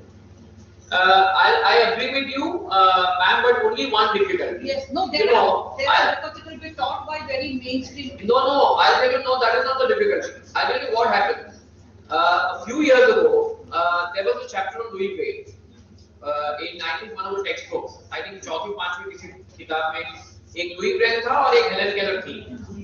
Now the problem lies where? I'll tell you where the problem lies. Everybody starts thinking of, I don't know, Mike and I anyway broke it. Everybody starts thinking that blind is great, or ya to the other extreme. All people are like Helen Keller, which is not true. What we need is disability studies. तो आना चाहिए, वो धीरे-धीरे आएगा. But more than that, जो not disabled बच्चे हैं और डिसेबल्ड बच्चे हैं, जितना एक साथ घुलेंगे, मिलेंगे, खेलेंगे, एक दूसरे को चिढ़ाएंगे, मारेंगे, उससे जितना इंक्लूजन होगा ना, उतना किसी स्टडी से नहीं होगा. बिकॉज डिसेबिलिटी स्टडीज के बच्चों को मैं मेरा बताता हूं, with all due respect to the test, if there are any faculty, please forgive me. Sitting right here, hi, good to see you, Madhura. मी तुम्हाला खूप दिवस शोधतोय. Just see me after. This is for some non-academic reasons. Don't worry. No. So my problem is disability studies लोग लेते हैं, but उसके बाद बहुत कम लोग हैं. I'm not saying all, बहुत कम लोग ऐसे हैं जो disability के क्षेत्र में काम करते हैं. And more important than that, कि जिनको डिसेबिलिटी के विषय में पैशन है. बहुत लोग तो इसलिए भी स्टडी करते हैं कि चलो यार वो एक स्टडी जरा नया चीज है, करके देखते हैं. But I would want people to think of disability as one of you, as a part of diversity. Only then will society become inclusive. And I know we've got a long way to go. Long way. I don't think I'm going to see this. You know, a day when all these NGOs have to pack up their bags and go home is the day when we will have won. I know I'm talking of utopia, but you know, as I always say, Marxism has succeeded in its defeat. अगर marks नहीं होता तो labour के लिए अच्छे दिन कभी नहीं आते. So उसी तरह से है कि you know we will have to think of utopia only. Then can we have success? Yeah. I would like to ask that special education should not be restricted to disability education should not be restricted to only special educators. Correct.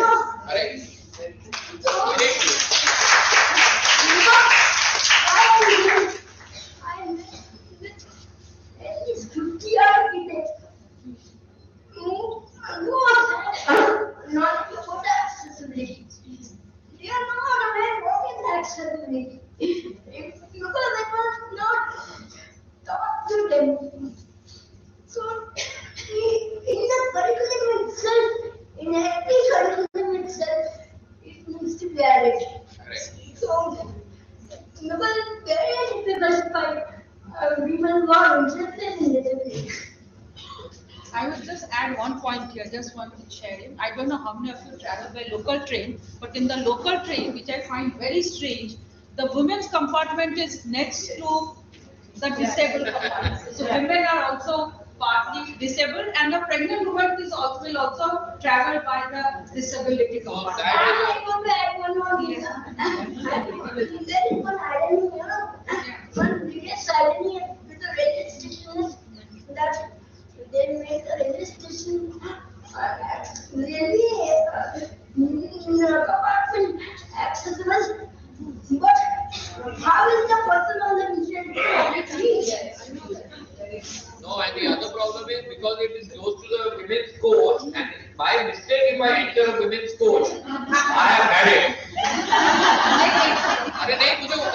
मैं झूठ नहीं बोल रहा हूँ. And the train was about to leave. Now the problem is you can't help it. You see, you can't help it. I said next station. नहीं अभी उतरिए पहले आप उतरिए. So we come to our third speaker, Dr. Kalpana. Yes.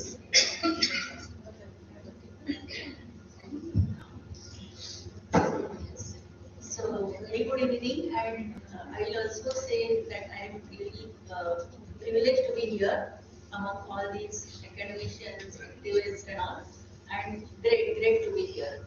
I was listening to Ketan, old friend of mine, who is listening to Justina, very inspiring story, and now here Kalpana madam, who has been always in teacher training field. I was working in Somayang B.Ed College for last 30 years, and now also I am continuing. After retirement, also I am continuing there. So both the panelists have spoken about inclusion. I feel for inclusion, of course, the structural support is required. Of course, the financial support, everything is okay. Everything is required, but it will be successful if the teacher community is, trained for it. I participate, or rather I train many teachers in various teacher training programs. And when I begin my session and when I start getting their perceptions, the perceptions range from number one, क्यों ये हमारे class में बैठते हैं बच्चे, बाकी उनको special school है ना, उनको उधर भेजो, क्यों हमारे पास बोलता है, till madam we understand we have to help, but we don't know how to help them, So by SSA, Sarva Shiksha Abhiyan, by RMSA, by whatever policy, today the children, as Ketan has said, Divyang, whatever you call them, they are the part of our mainstream classroom. And of course, a teacher who is D.Ed or B.Ed, who is in D.Ed, B.Ed, now they have included inclusive education, but very theoretically the course is designed, absolutely no practicum.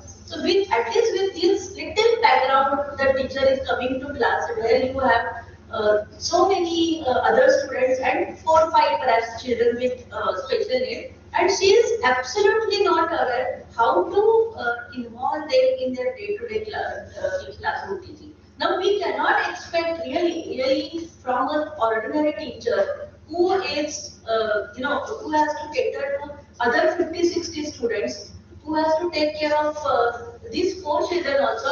Among them perhaps one could be visually impaired, the other could be perhaps hearing impaired, the third could be LD. And how under the sky the teacher is going to help these children? So basically the teacher will have to be empowered with inclusive pedagogy, and that inclusive pedagogy has to be the part of B.Ed or B.Ed courses.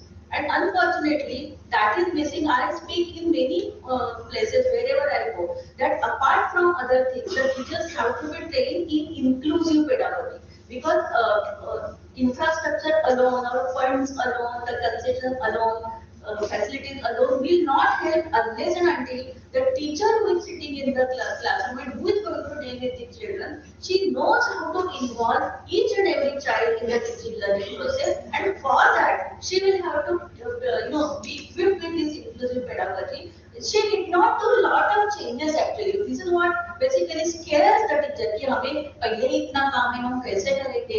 But inclusive pedagogy will be those techniques with the help of which she will be able to involve all these children in her day-to-day teaching along with all other children, and making other children also be a part of that process by making them be peers or making them the buddies in the whole process. So I think teacher training is a very important area where we want to really, if you really want to have inclusion as a reality, otherwise it will keep on going ahead without any results. Yes.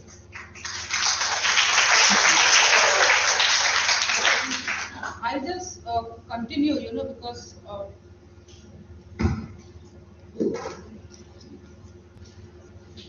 my second question to all the panelists is that, and this I'm asking because especially the students are also here, that that basically disability as a category, I'm using the word category, does not operate alone. You know, along with disability, you have gender, you have caste, you have class, you have ethnicity. Like for example, in our women, the women's studies course, we have a student. She is coming from the church. She's also Muslim, and she is wheelchair bound. I mean, sorry, she's partially disabled. Now, for her, disability is only one of the factors which she has to fight. You know, so my point is that when we are talking about disability, it's very important that the classrooms or even special education, especially, looks at it and basically sensitizes us in a manner that where we, you know, where when we speak about inclusion, it also means taking into account many other factors. So therefore, I wanted to ask you that, you know, going back to your childhood, you know, what were, I mean, there are many children who are coming from poor backgrounds, many women especially, and I think, and so I want to know how would you all as activists, you know, basically as activists, would like to, you know, think about it, or can we think of disability merely beyond the biomedical, I mean, the model? You know, disability also has a social angle to it. Disability also has a cultural angle to it. Am I wrong? Right? So, you know, so therefore I would like you to speak to the students especially. It's not only disability, there are other factors which are working.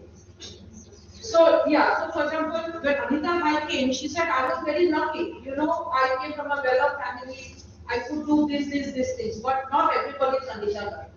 You know, or not basically everybody is, say, Jasmina.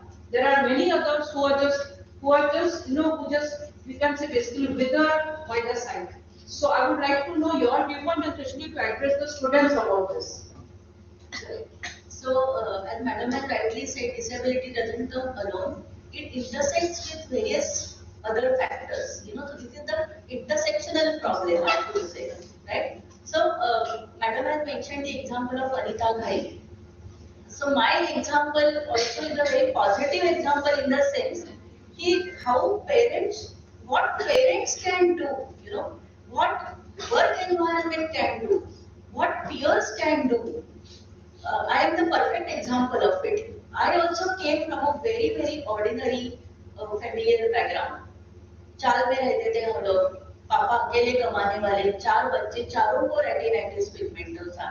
And I was the eldest daughter, काफी मन्नत मांग के जो बनी थी. And when they came to know that I have this problem, so certainly एक middle class family में जो होता है वो सारा हुआ, playing games. मम्मी के साइड के पापा के साइड को ब्लेम करेंगे, पापा के साइड से मम्मी को ब्लेम करेंगे, you know, all those things. And in between then I was growing. At the age of 13, I understood that I'm speaking about 1972-73, when I had no future, perhaps, but to sit and wait when I will lose all my vision. And then suddenly, sometimes, you know, chamatkar happens. And chamatkar was that this treatment on retinitis pigmentosa, the treatment became available in Russia on an experimental basis. So here my father, who was a clerk in Post and Telegraph department, when he read this news in the newspaper, in last page, he said, I will take my children to Russia. You know, a middle class father, who's मतलब वो खाली बोलते फिर भी enough था, but वो आदमी ने वो करके दिखाया.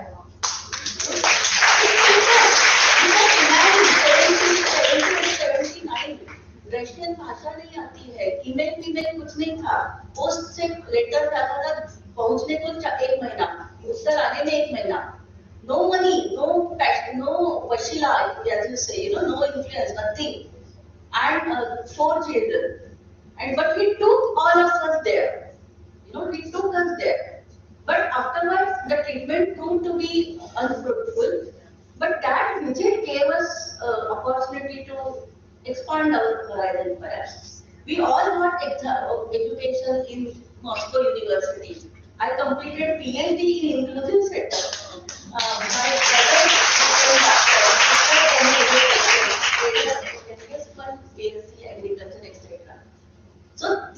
one thing, when there is a positive familial context, though you may not be, you not come from a privileged background, but where there is a will, the way will always be there. After coming back to India in 1991, when my job search started, there also that time in 91, nobody spoke about inclusion, etc., etc.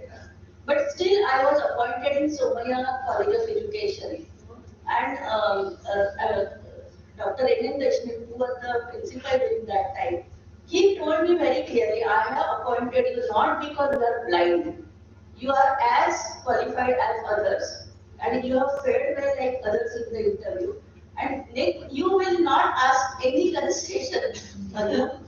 मेरे लिए कोई concession नहीं था. In B.Ed you have to go for practice teaching, you have to observe lessons, you have to guide lessons, what not. Even cultural program, I used to arrange cultural programs also. So no concession. He told it very clearly. So that perhaps helped me to perform like others. Of course, colleagues were initially apprehensive कि इसको लिया मतलब हमको उसके paper correct करने पड़ेंगे, हमको उसका सारा काम करना पड़ेगा. But I used to correct their papers actually because they were not knowing Hindi, Marathi. So I used to correct their papers also. So again, my work environment was very initially, as I said, there was apprehension. But afterwards, when colleagues became aware of my capacity or my ability, they became collaborators. They started working with me. Students were also very inclusive. वो हमेशा बोलते थे madam हमको तो लगता है आपको तो सब दिखता है, वैसे ही झूठ बोलते थे. क्योंकि जब हम प्रैक्टिस टीचिंग के लिए जाते हैं तो I used to write remarks, मतलब write means I used to make the person who stating next कि लिखो कि बच्चों की तरफ देखकर बोलो. सो शी वाज आस्किंग आपको कैसे पता चला वो कहां देखकर बोल रहे हैं. तो मुझे पता चलता है मतलब वेयर आवाज आता है, right. And then I used to tell that person कि ठीक से लिखो वो ऐसे की चौक की आवाज नहीं आनी चाहिए. So like that I had my own indicators to observe the students, like that. So they used to tell me, madam आपको तो सब दिखता है, you are the same. So students were also very inclusive, and the management, of course. When I became vice principal, they had never any objection to put me as a vice principal. In fact, after my retirement, Samir Somaya phoned me and told कि madam, can you become the principal of the college? But here I think confidence was less. I said, sir, I don't think I will be able to give justice to that position. But he said, we all are there. If you want, we can think you as our first choice. So all that will come, I think, when there is a belief in inclusion. And my example is luckily a good example where how parents should be there, how colleagues should be there, how management should be there.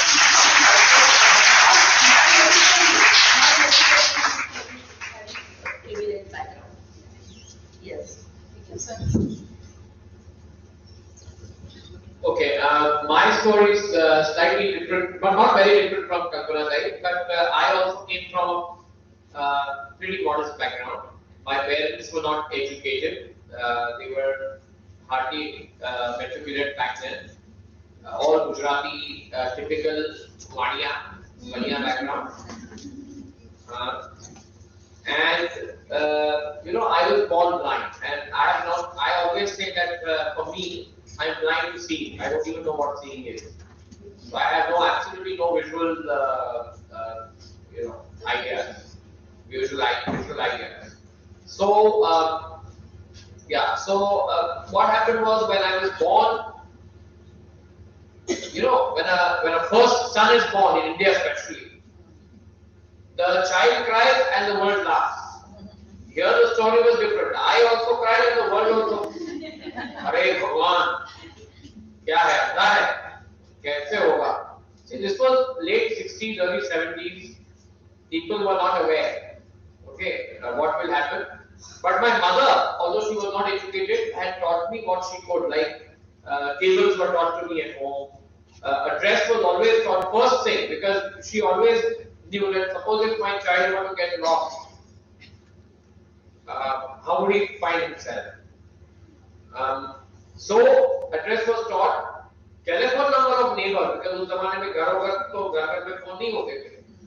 Telephone number was also taught, and I was put in the school, and from that day onwards, my parents saw to it that I got what I wanted for my education, and I completed my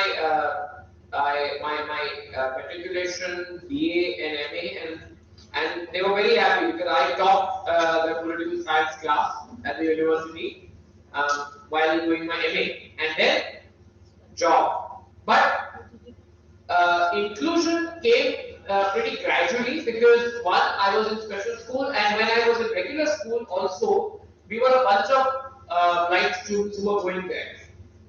So what used to happen is that herd mentality creeps in.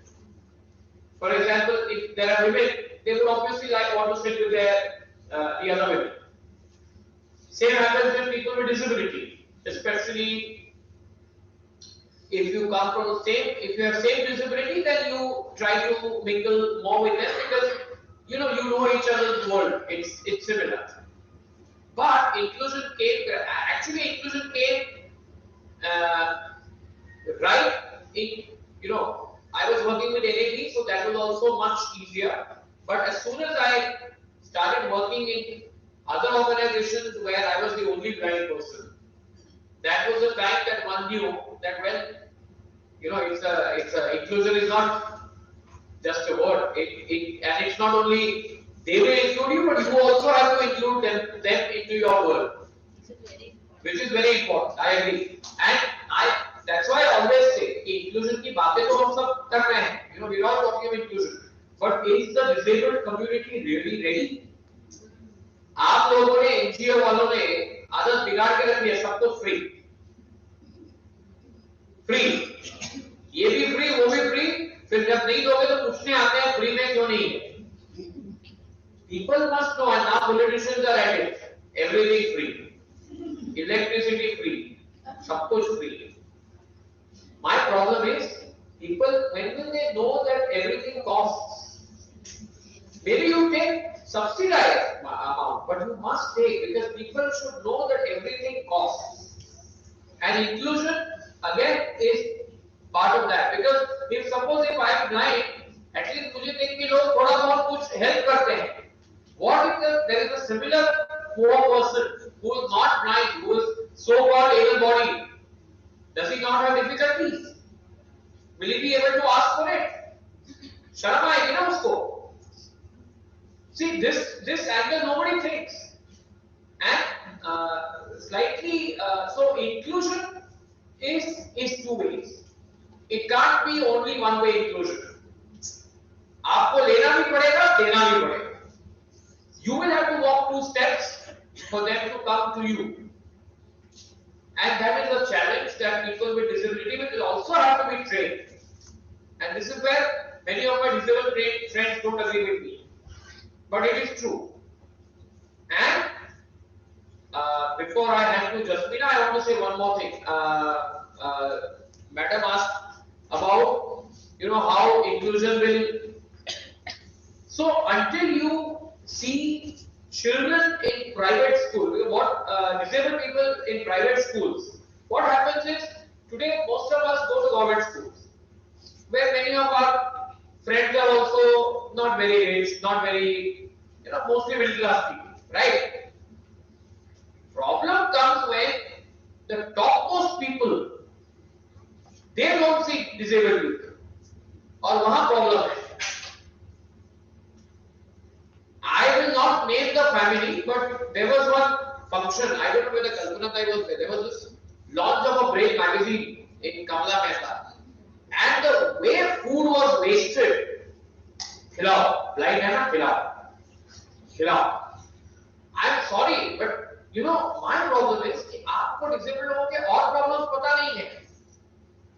You, unless the rich and the elite come close to people with disability, that kind of inclusion, because as a policy level inclusion नहीं हो रहा है।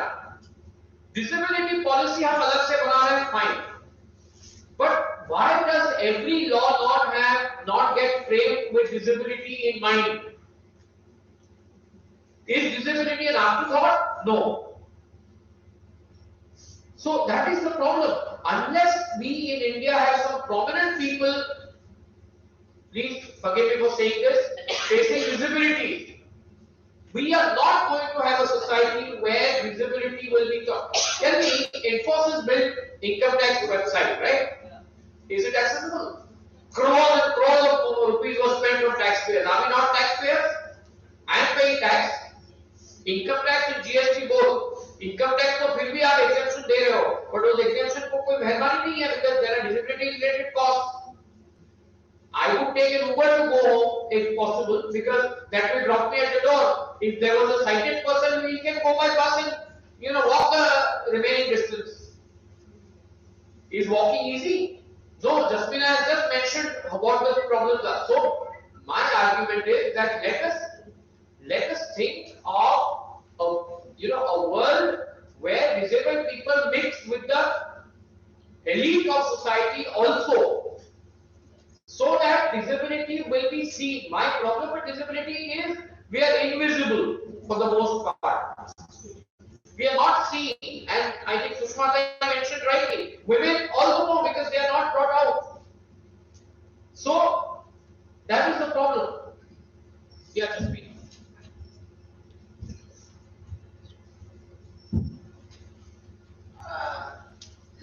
First of all, I want to say, when a child with disability is born in a family, acceptance is very important. The moment the parents accept the disability, the whole journey becomes very easy. But this is not happening with me. My parents accepted my disability.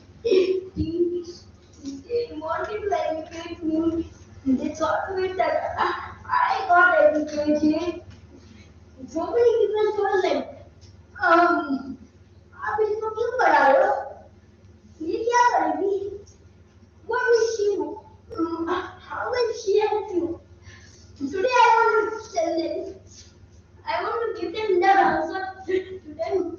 Today I am living alone, independently with my 84-year-old mother. I am running my own house.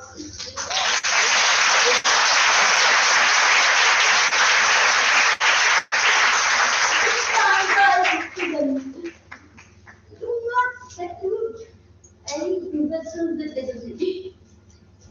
Take them for certain functions, marriages. If you are visible, visibility is very important. If you are visible, the change will come automatically. If you are not visible, the mindset will not change.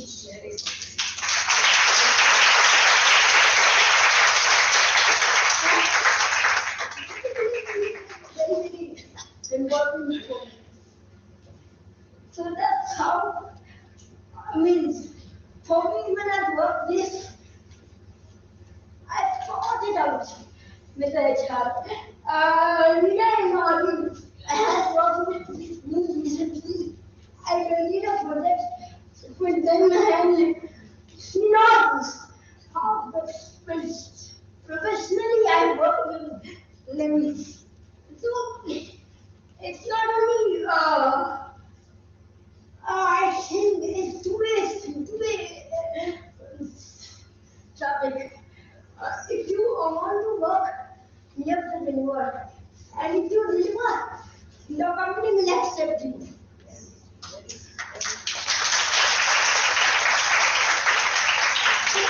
Yeah. And then the most important thing is that even the person with disabilities should not ask for many concessions. The moment you ask for concessions, then the society steps back. Then the mindset is that a charity model है. They come into that charity.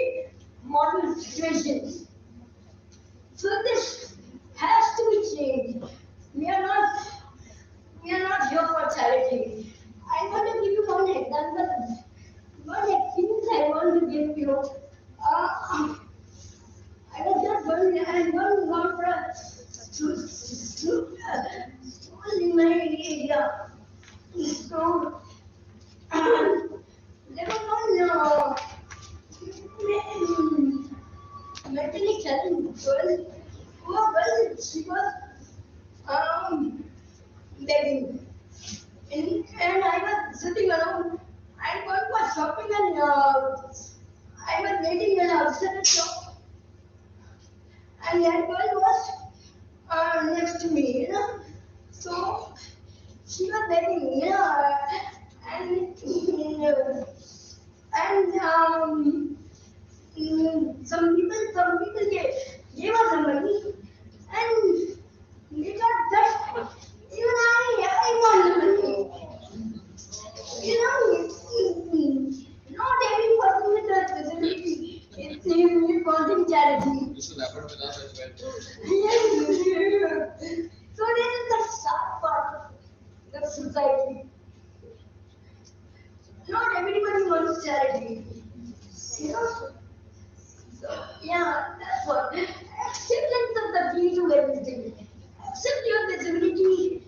The parents should accept a child with disability. He can learn when he becomes very needy. Yeah.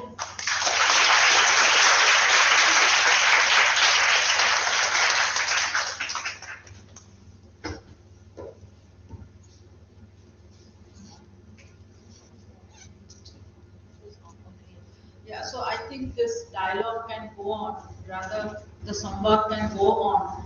And there are many difficult questions they have raised. Actually, if you have been listening to them very carefully, this word inclusion, since we live in a society which is used to othering people, I'm using we are so much used to othering. We always think they are the others and these are mine. They are the others and they are mine.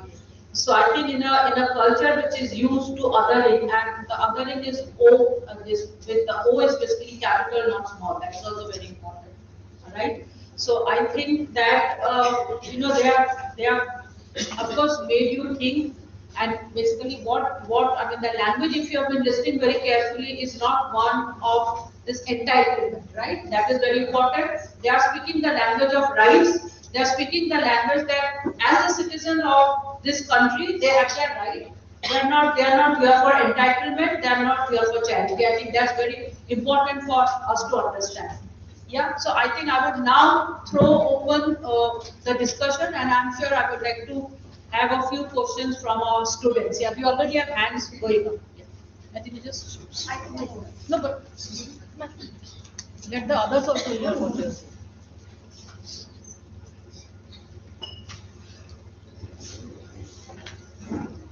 Thank you for sharing your experience. It was really eye-opening for me. I would just like to ask if you had any gendered experience of disability and what are your opinions on caste? So, like, from an intersectional point of view, have you experienced caste-based differentiation or some kind of gender experience? So, just a thought on that.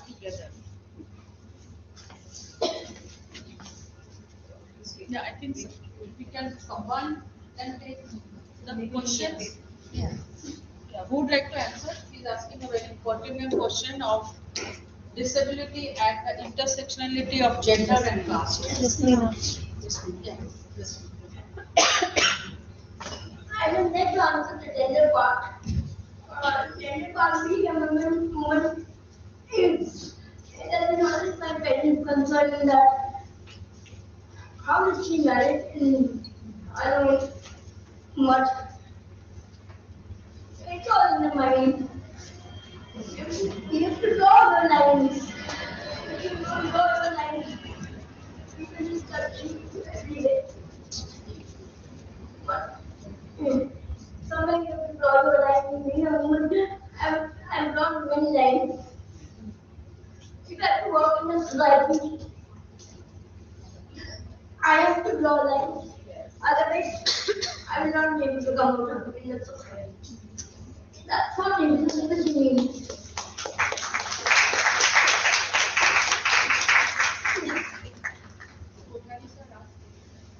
no, well, in my case, gender तो खैर उतना कोई problem नहीं इस देश में.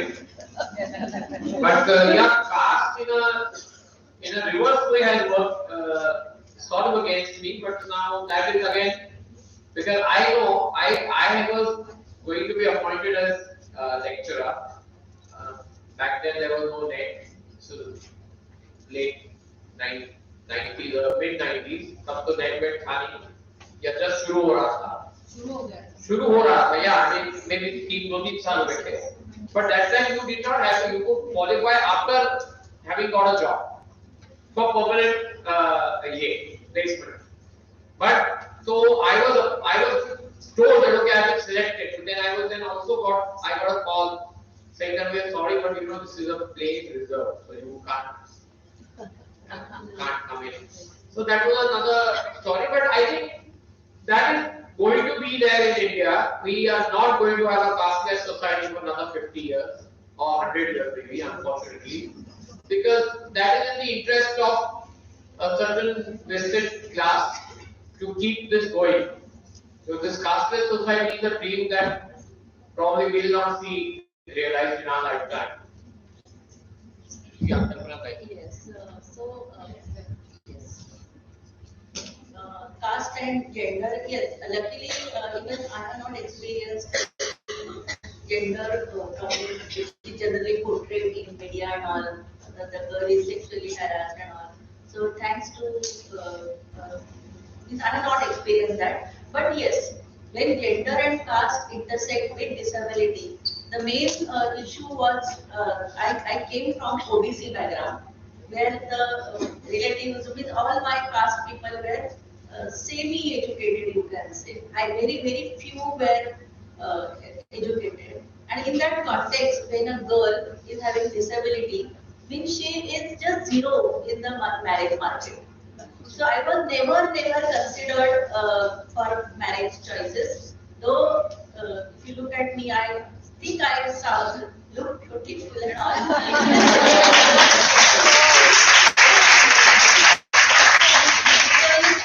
That time the marriage age used to be 17 and 16, so that time the beauty was on the top. But still, though people used to say, "मैं शर्मिला टैगोर की तरह दिखती हूँ," but nobody thought me as a choice for marriage. Because perhaps the caste and gender both here intersected, and then वो रहेगी, वो खाई रहेगी, but it's okay. But God had bigger plans for you. Bigger plans is asking. Bigger plans. No, she's saying, but God had bigger plans for you than marriage. Means today, whenever I go to some function and all where all those potential candidates of that time come, I feel कितने छोटे हो यार तुम. I mean, ऐसे बोलना नहीं चाहिए, but I think I have crossed them. कभी का हमको क्रॉस करके आया है. Way beyond. Yes.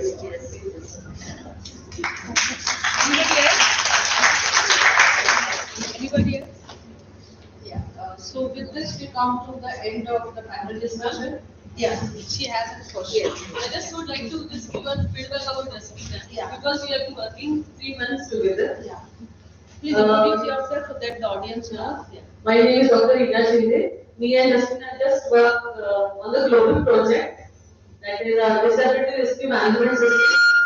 And yesterday I told. So she was one of the jury members for our project. But she gave to all the rest of the.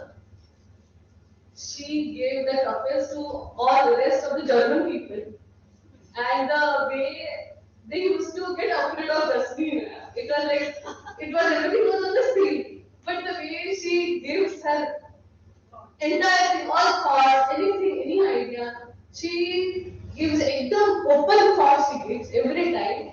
Then even when we stuck at some of the points, we did approach her, but it was like नहीं हम लोग करेंगे ना, हम लोग करेंगे. You just go ahead. तुम लोग का project अच्छा है. Now because of her support, now February we are traveling to Vienna, and our project will come to the market.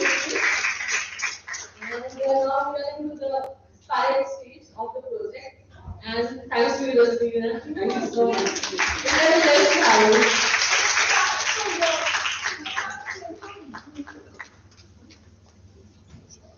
So I think with that, we have to end the panel discussion.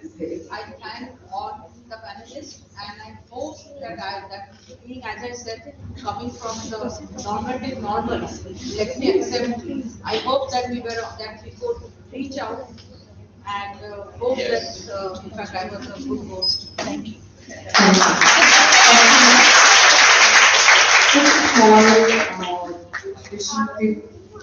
If you would like to make a small gesture of gratitude, please state our panelists. I call upon Madhuja to please state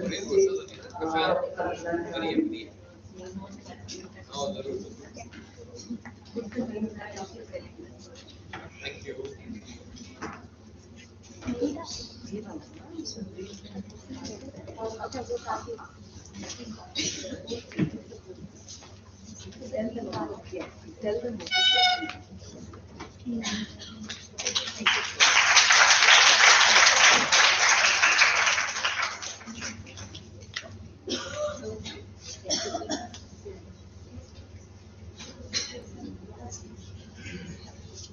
We have prepared your name tags in braille, so it is, yeah, so you can take it and they're beautifully made by our students. They're very, very serious.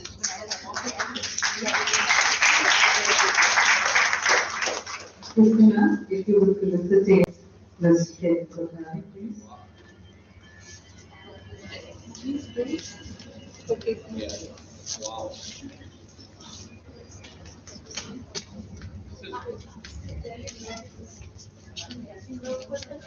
For Mr. Ketan, give it to Mr. Ketan. Name is here. Yes. Uncle Louis will be very happy.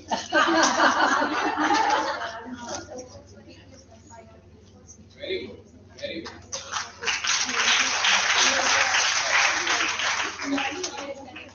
Positive. Over.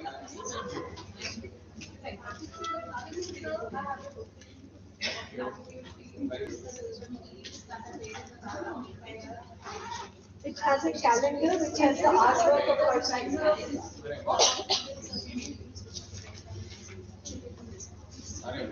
Very good, thank you.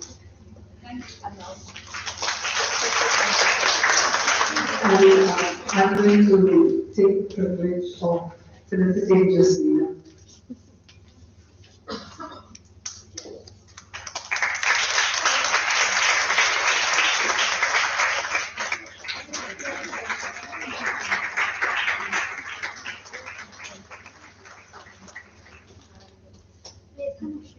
Okay, thank you. Already, okay, sorry. Maybe other the people, but they know their job still. So, a big thank you to Dr. Kapul and the panelists for making this such a beautiful and intense sharing, giving us a different perspective of this theme of conference, which is rights of educated women. Thank you so much. Men and women, I should say that. Otherwise, the English doesn't happen. All right, so we proceed to now begin the valedictory session. While we just set up the chairs.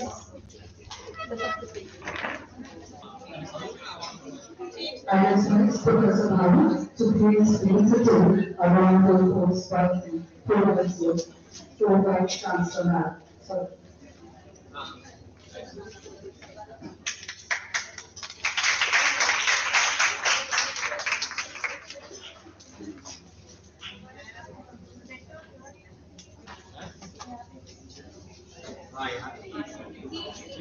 Hello, good evening everyone. Before we enter today's seminar, I would like to just give a brief about the highlights of yesterday's session. So the objectives of the seminar was to create a space to discuss the disadvantage of gender and disability, then to apply the legal framework for Indian women with disabilities, to understand the various perspectives about the working women with disabilities, to acquaint with the portrayal of disability media, and to familiarize with the strategies of innate change of gender and disability. So the day one yesterday on December 15, 2022, we started with the University Song and Lighting of the Lamp, which was followed by a lecture address given by Dr. Sujata Man, Head of Department of Special Education at Trinity Women's University, which was followed by a presentation of our chief guest, Srimati Rekha Sharma ji, Chairperson of NCW, our keynote speaker, Professor Sudesh Mukhopadhyay, former Chairperson of RCI, and our Honorable VC Madam, Professor Ujjwala Chakraborty. It was followed like an address given by our Honorable VC Man, which highlighted fighting for equality and comparison and stand for others, and whereas she also discussed about women-led empowerment. It was followed by an address given by our chief guest, Srimati Rekha Sharma ji, which talked about the different concerns and difficulties faced by the women with disabilities and how women should be empowered and made self-dependent. Then we had a keynote address by Professor Sudesh Mukhopadhyay on the topic Global Perspectives on Women with Disabilities, which focused on gender equality and reducing inequalities. Then we had our first session by Professor Vibhuti Patel on the topic Gender at Work, Perspectives and Gaps, which talked about advocating for the inclusion of people with disabilities, and she also highlighted that women is included until everyone is included. Session 2 started on the topic of disabled women and excluded agenda of Indian feminism, which was discussed by Professor Anita Ghai, who shared about that desire is important and don't fix us because we are not broken. Session 3 was on the topic double score of gender and disability, given by Dr. Anuja Gulati, who talked about the multiple layers of discrimination and also highlighted the high need of inclusion of women with disabilities and research in the area of disability sector. So I will then my colleague to Mr. P. Gupta to introduce the highlights for the today's. So the highlights for today, that's December 16. So we had a session 4, which was on the topic Presence with Disability and Individual Framework by Advocate Captain Pranali. So she actually put this where she shared the articles of the Constitution of India, which ensure the rights of persons with disabilities. She also shed lights on CEDAW, UNCRPD, as well as RBWD Act. She also stated every woman with disability should have equal rights and entitlement, as we all do. At the same time, she also focused on, or she also gave insights on legal profession, where she discussed the scope, advantages, and difficulties faced by women with disabilities. We had a session 5 on the topic projection of disability in media and advertising by Dr. A.L. Sharda, Director, Population First Media Advocacy for Gender Sensitivity. Dr. Sharda states that media is powerful tool which reaches to several people, but perpetuates the stereotypes, stigma, and fear related to the disability. At the same time, media also help us to create awareness and showcase the realistic life of persons with disabilities. She highlighted inclusivity, which she focused where we have to cast people with disabilities in movies, series, and advertisements, which demonstrated through various videos. At the same time, she also believes that there is a need to normalize the lives of persons with disabilities by including them and providing equal opportunities. To conclude, as we as individuals are required to see the ability and not the disability. We had a session 6 on the topic strategies to develop a positive image of gender and disability by Dr. Manjula Nachchaudhary, Assistant Professor, Center of Disability Studies and Action, Tata Institute of Social Sciences. According to Dr. Nachchaudhary, disability is related to sense of pastimes and negatively portrayed in mythology. She also shared various perceptions and attitudes of population towards persons with disability and their stereotypes. She also highlighted that women with disabilities in particular tend to face harassment and are excluded from many opportunities. To bring a change, we have to reach out to service providers and community education can be done in various groups and sectors. Dr. Namchowdhury shared various strategies to develop positive image towards persons with disabilities. We had our session 7 on the topic employment of women with disabilities, a solution focused approach by Dr. Sushma Nagarkar, rehabilitation psychologist, founder, Yash Charlotte Group Trust. Dr. Nagarkar states that motivating, accepting, and empowering people with disabilities helps to create inclusion. She strongly believes in giving opportunities to people with disabilities to make choices and allow them to work in the community with dignity and self-respect. Dr. Nagarkar suggests that to talk about the future, goals are to be set, and the outcomes that we receive is a solution-based or focused approach. There's one quote that I would like to quote here after hearing Dr. Nagarkar. We rise to great heights by a winding staircase of small steps. At the same time, we respect the honor the choices of persons with disabilities and is necessary to provide them opportunities to fulfill their aspirations in doing things that make them happy. Dr. Nagarkar states that we should provide them a space where they feel happy so that they can give so much back to us and to the society.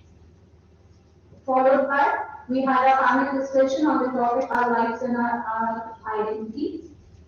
So Ms. Khanna focused on lack of accessibility in Mumbai city and struggling to convince authorities. She aims to make the city accessible and she's not going to give up till she gets success. She also highlighted that disability education should not be restricted to only special educators. According to Mr. Kothari, inclusive education is economical and can be successful with the support services. He also states that attitude towards persons with disability matters.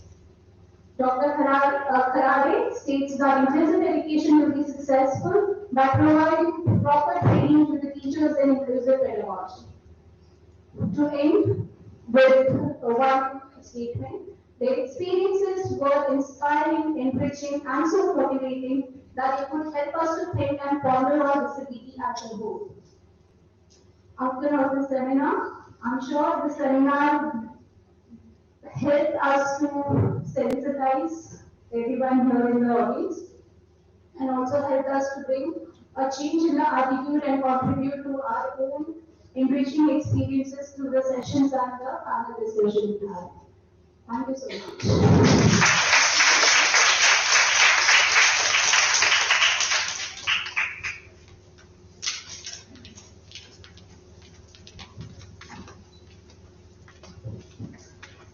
Thank you, Madhura and Nidhi, for concising the 2 days deliberation so well.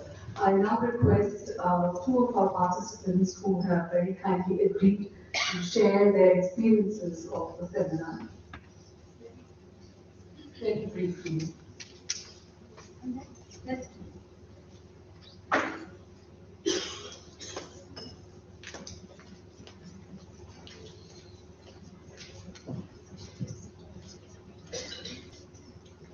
Hello everyone.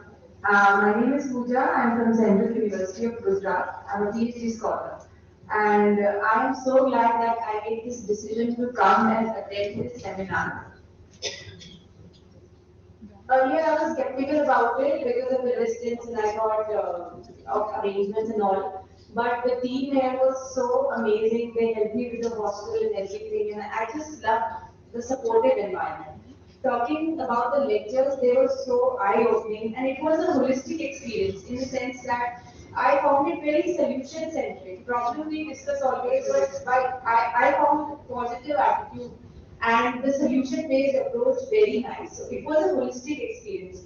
And the last part, our identities, our lives, that brought the experiential part. So overall, it was a complete package and it was worth it, I would say, and I'm taking a lot back from there. So I would like to thank SNDT University and DC ma'am and Ujjwala ma'am, Apurva ma'am, everyone. So I'm sorry if I'm forgetting somebody's name, but then this was really good for me and I'm looking forward to work more in this area. And thank you so much, SNDT.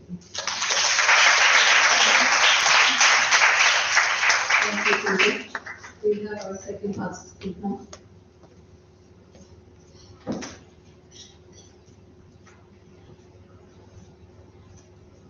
A very good evening to one and all present here, especially dignitaries on the dais.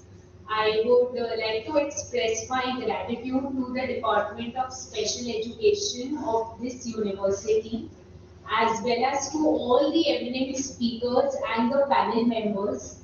It is because of these deliberations over the last 2 days that I have come to understand and that my horizons stand widened, that people with disabilities also have their rights, also have their desires. They are very much a part of our community. They have the right to make their choices and they have the right to capitalize on their strengths. They are neither less in capacity nor are they supernatural, but they are as normal as we are. And in fact, I think they are more strong because we normal people, the normative normal, we fuss around small things, but they celebrate their struggles and they want to work harder without any concessions. So today and towards the end of the seminar, I stand sensitized about this community and I acknowledge the fact that before being disabled people, they are first humans and men or women as per their gender. Thank you. Just to give a small introduction about myself, my name is Advocate Vijaya Mallavar and I am very much a part of this university as I am studying my masters in law from this campus only.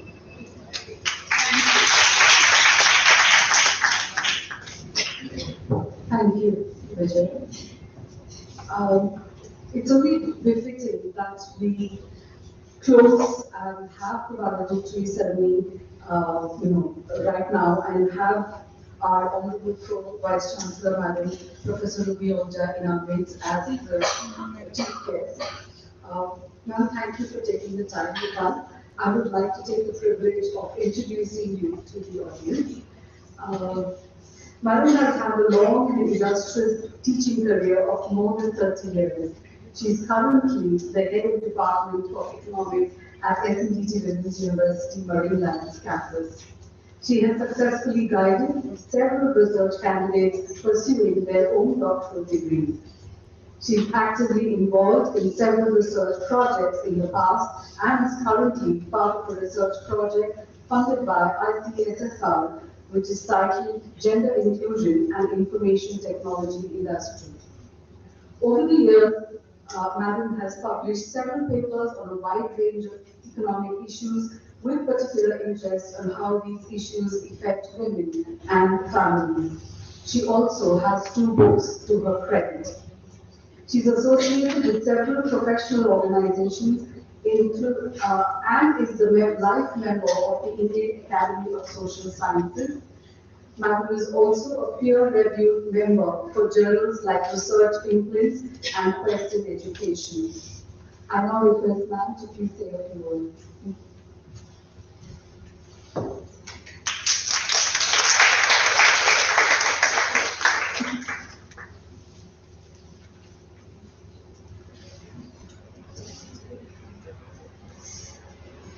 Good evening, everybody. In fact, I missed yesterday's and today's deliberations in this conference. And I feel that I have missed a lot. And on the dais, Professor Suresh Mukhopadhyay is there, and Madam Sujata Khan is there, Professor Sujata Khan, and on the dais, faculty members from SNDT and other places, and my dear students. First of all, I would like to congratulate Dr. Khan for organizing such an important topic, conference on such an important topic. And this is not only a topic, but this is life. We are, all of us are taking a lot from this conference with us. And after listening to these three panelists, whom Dr. Putul Sathi was moderating, Ms. Jasmina Khanna, Mr. Ketan Puthari, Dr. Kalpana Karade. Now, after listening to these especially talented people, I am finding myself unable to say it. And it becomes a part of our life. Every day we come across people who are having some or the other problem. It is not only physical, but sometimes mental problems, sometimes caste, sometimes religion, sometimes gender, sometimes something else. So, and all of us are having some or the other, I will not say problem, but some of the other traits which we feel. And most of us are women. So we can say that we are discriminated because on the basis of gender. So something or the other are there, which we can say that because of this, we are not being treated without any discrimination. But if we take people who are not having any of these traits, then we can say that they are in minority. So it is a part of life. We are having something or the other. Some people are poor, some are rich. Because of rich, they are having problem because they are rich. They are having problem because they are very famous. They are not able to move around normally. So some or the other problem almost everyone is having, and accepting that problem and leading a normal life and taking everything positively. That is what we learned from these panelists who were. They were talking very positively and very. They are authorities in their own fields, and it is really our privilege that we were here and we listened to them. And I was going through the topics, I was going through the sub-themes which are there, which were discussed in this conference, and all these sub-themes were such on which a separate seminar can be taken separately on all these sub-themes. All are very important. And the rights of differently abled persons, when we say differently abled women, when we say a lot of laws, rules, regulations, acts have been prepared, have been enacted, but how many of them are implemented properly? Implementation depends on how sensitive we are towards the needs of those who are having any problem. I will not say only physical disability or physical special needs, but any special need. Because other day I was attending one conference which was on stress management. And so much was said about stress and the stress management and the way stress should be managed and what are the consequences of stress on all of them. So, world is not an easy place to live. This is, all of us are having difficulties, and when we take it positively without expecting anything from others, But the moment we start expecting, problems increase. The moment we start expecting from the government, from the people, from the institution, from the from the NGOs and all that, they are working for their own satisfaction and for their own purpose, but expecting anything, and this is what I heard when I was listening to these panelists, what I understood, that without expecting anything from anybody, these people have achieved so much. And Madam was saying about her father, that how positively he took everything to everything, and he decided, and how a strong will was there, how much a strong will was there. And he took all the 4 children to Russia, and all of them got good education, and all of them are now well placed. And after listening to these people, I am really feeling, I am really finding myself unable to say anything after that. And I give my congratulations to the department for holding such a good conference, such useful conference.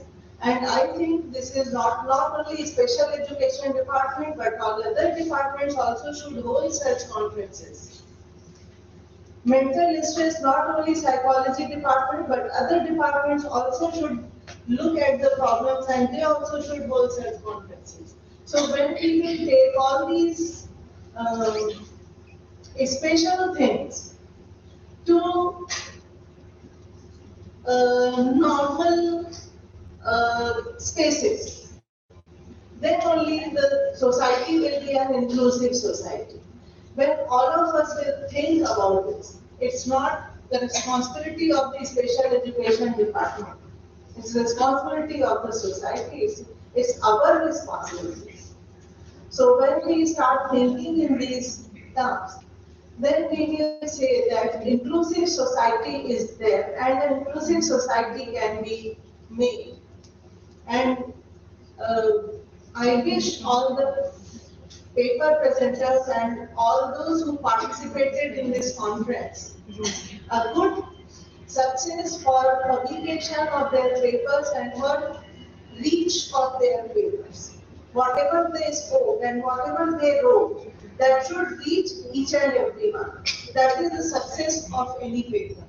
I wish everyone a great success in these terms, all the participants, and all those who did not participate but who were only listening to whatever was being talked in this conference. They also are having a lot to take away with them. And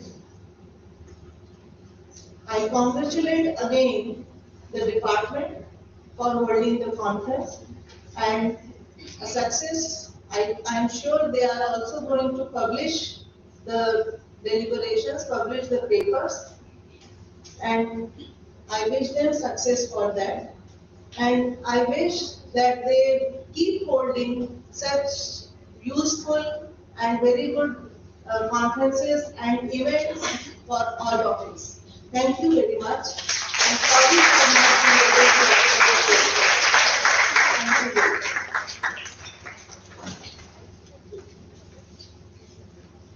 Thank you, ma'am, for those encouraging words. I now invite Professor Suresh Mukhopadhyay to please say a few words.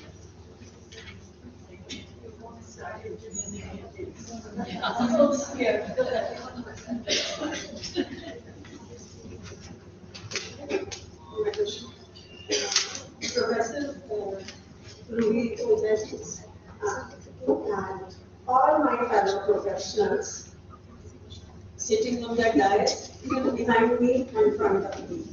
Because I strongly believe that all of us who are sitting in this room, we all start our journey with one first step. Am I right? That's like call you the paraprofessionals. Some of us, we reach a particular phase with time. And so that is why being aging is also a good quality at the end of the room. So I am here, you are still there, and someday you will be here. And if I am alive, I will be very happy to hear all of you. But what I want to say that, well, I was really not happy when they said rights of differently abled women. I would have liked, as has been discussed, ma'am, in this particular room, that we should follow whatsoever law of our land says, that is persons with disabilities, and you will be surprised. This question was asked to me by a teacher who was being exposed to this sector for the first time in Madhavpur near Varanasi. Madam, what is your viewpoint on the terms that we use? And I always say, I will go, what is the law thing, because that is what ultimately defines all of us. So that's why in my presentation also I wrote persons with disability. So I'm very thankful to the National Commission for Women for initiating this step, and the university which undertook this thing, and of course Professor Sujata and all her team, not only the faculty members, all the students and other members. I do not know these particular things have been designed by all of the students of the department. What else do we need? So I thought, since I became a participant after my keynote address, so I thought I'm also speaking on behalf of the participants also, as well as resource persons. And I'm very thankful you gave me this opportunity. And incidentally, I was trying to also share with you all that people like me, we have lived gender, we have lived rural area, and we have also lived with the difficult circumstances which everyone faces. So life is a journey. When we go to a hill, we have to take so many, then only we enjoy the thing. So I belong to Gurgaon. Today is the Millennium City. But when I was studying, even to appear for my practical examination in science in Gurgaon, first government college for women, we have to go to Rohtak to give activity which asked me to change my subject. So it's not that any one of us are facing, yes, we are talking about gender, we are talking about women, but I have also seen the similar story with the male members of the society, and also today I am witnessing a transgender and all other persons. So we are talking, who says कि transgender is a person with disability नहीं? We don't have any data, we don't have. So for me, this conference was a great learning, being with you all, and Sujata, and they all know me.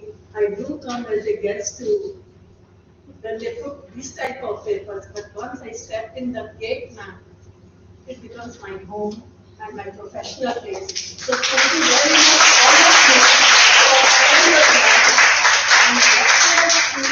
And I think yesterday, when our panelists talked, and I think today was, madam, something which whole day, it was touching our heart. Yesterday was something hardcore. लेकिन कल मैंने अपना lecture कहाँ से शुरू किया था कि जब तक हम यहाँ से महसूस नहीं करेंगे, दिल से महसूस नहीं करेंगे, कंसर्न नहीं होगा, कमिटमेंट नहीं होगा, तब तक गांधी जी का पहला वाला हार्ट वाला जो है, मैं उसको हार्ट से शुरू करती हूँ उस एच को, उसके बाद ही हमारा दिमाग काम करेगा. और जब तक हम एक्शन नहीं करेंगे, so it doesn't matter whether I am a student, whether I am a person with disability, whether I am sitting here or there, but we all have a duty to do for humanity, and I hope we all will continue. Thank you very much.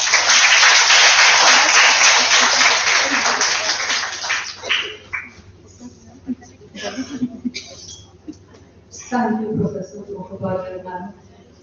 It's always a pleasure to have her with us and to hear her speak with her immense passion and love for the field.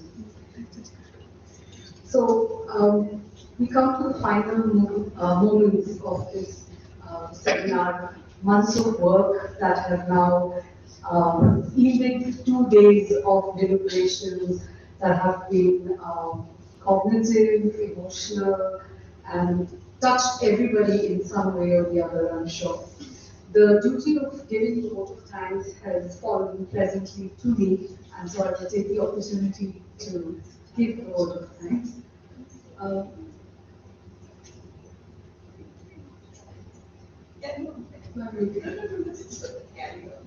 big thank you from me to all of you.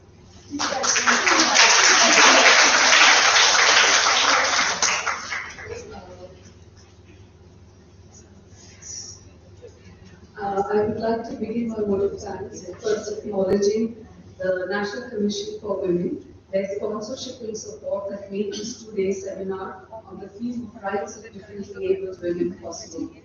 A heartfelt thanks to Chairperson Ms. Rekha Sharma for gracing us with her presence and chairing the inauguration ceremony. A special thanks to NCWSRO Sir Ashutosh Pandey and Malvika for their unwavering support and guidance and patiently answering our endless questions. The contribution of another institution that needs to be acknowledged is the Rehabilitation Council of India, or RCI as we know it, for granting us this national seminar a CRE status and awarding 12 points to the CRE participant, in case you were wondering how many points you got. A big thank you to Honorable Vice Chancellor Madam Professor Ujjwala Chakradev for being our patron and guiding us and encouraging us at all times to reach for the stars. A big thank you also to our Honorable Pro-Vice Chancellor Madam Professor Ruby Ojo for chairing the valedictory session. She has been a constant source of support and encouragement for us. I'm thankful to our resource persons for their tireless efforts to bring us the new, the unknown, in such an eloquent manner that it has made this seminar very memorable for all of us. I would like to acknowledge and convey our thanks to Professor Sujata Khan, the head of our department, for giving us this opportunity to plan and organize this event. Ma'am, you look forward to our mantle, pushing us to expand our horizons and explore new avenues. None of what we do and what we have done would be possible without our dear staff.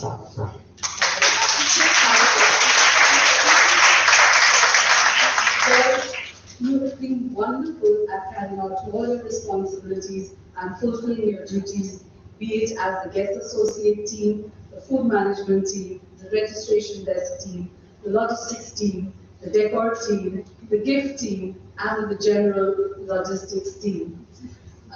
It hasn't been easy for you all, I know that, but you all made it look so easy and effortless.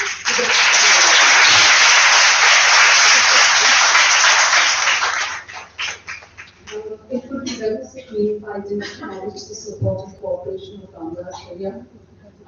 He helped with the preparation of the seminar, both in terms of managing the paperwork and ensuring that we are technologically strong. A big thank you to Pramod, Anita, Sangeeta, our support for brilliantly being there quietly in the background. We owe them partly for the smooth running of the seminars. And to you, dear participants, I say that each one of us is a torchbearer of the spark that was lit yesterday, and that we must keep passing it on, burning the fire, keep on burning the fire created today, till the movement takes us and our society truly inclusive and turns this movement into a raging inferno.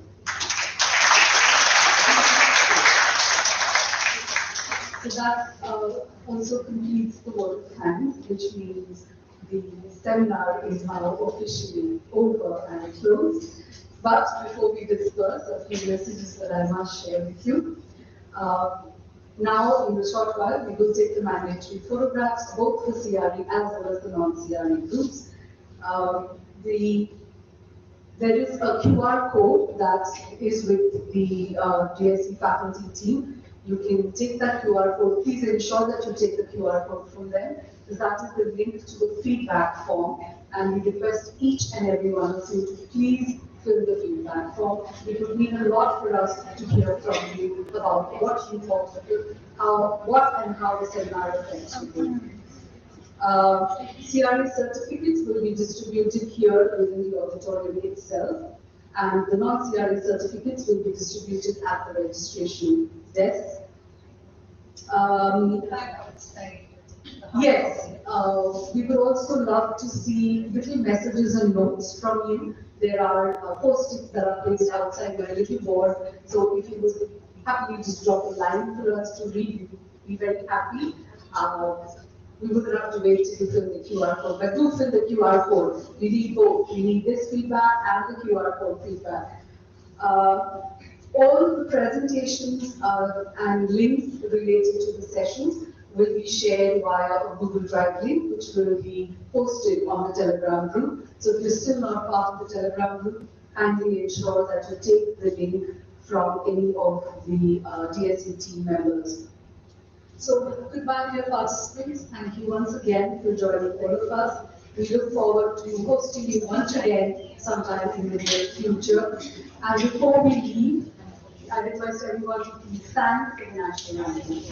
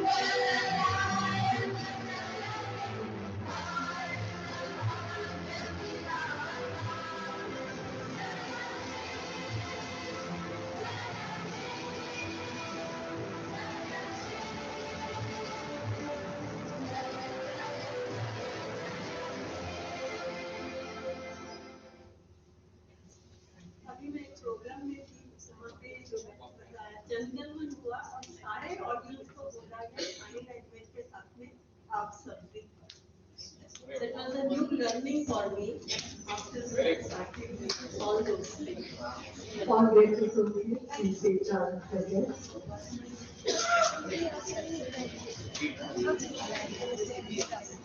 CRA participants will be coming to the stage and will take the photograph. Non-CRA participants will be seated so we can do part of the photograph.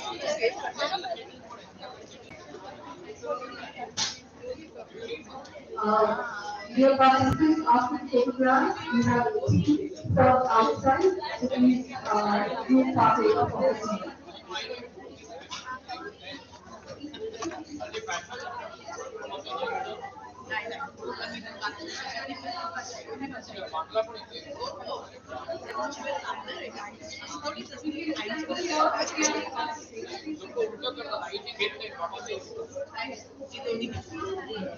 I'm very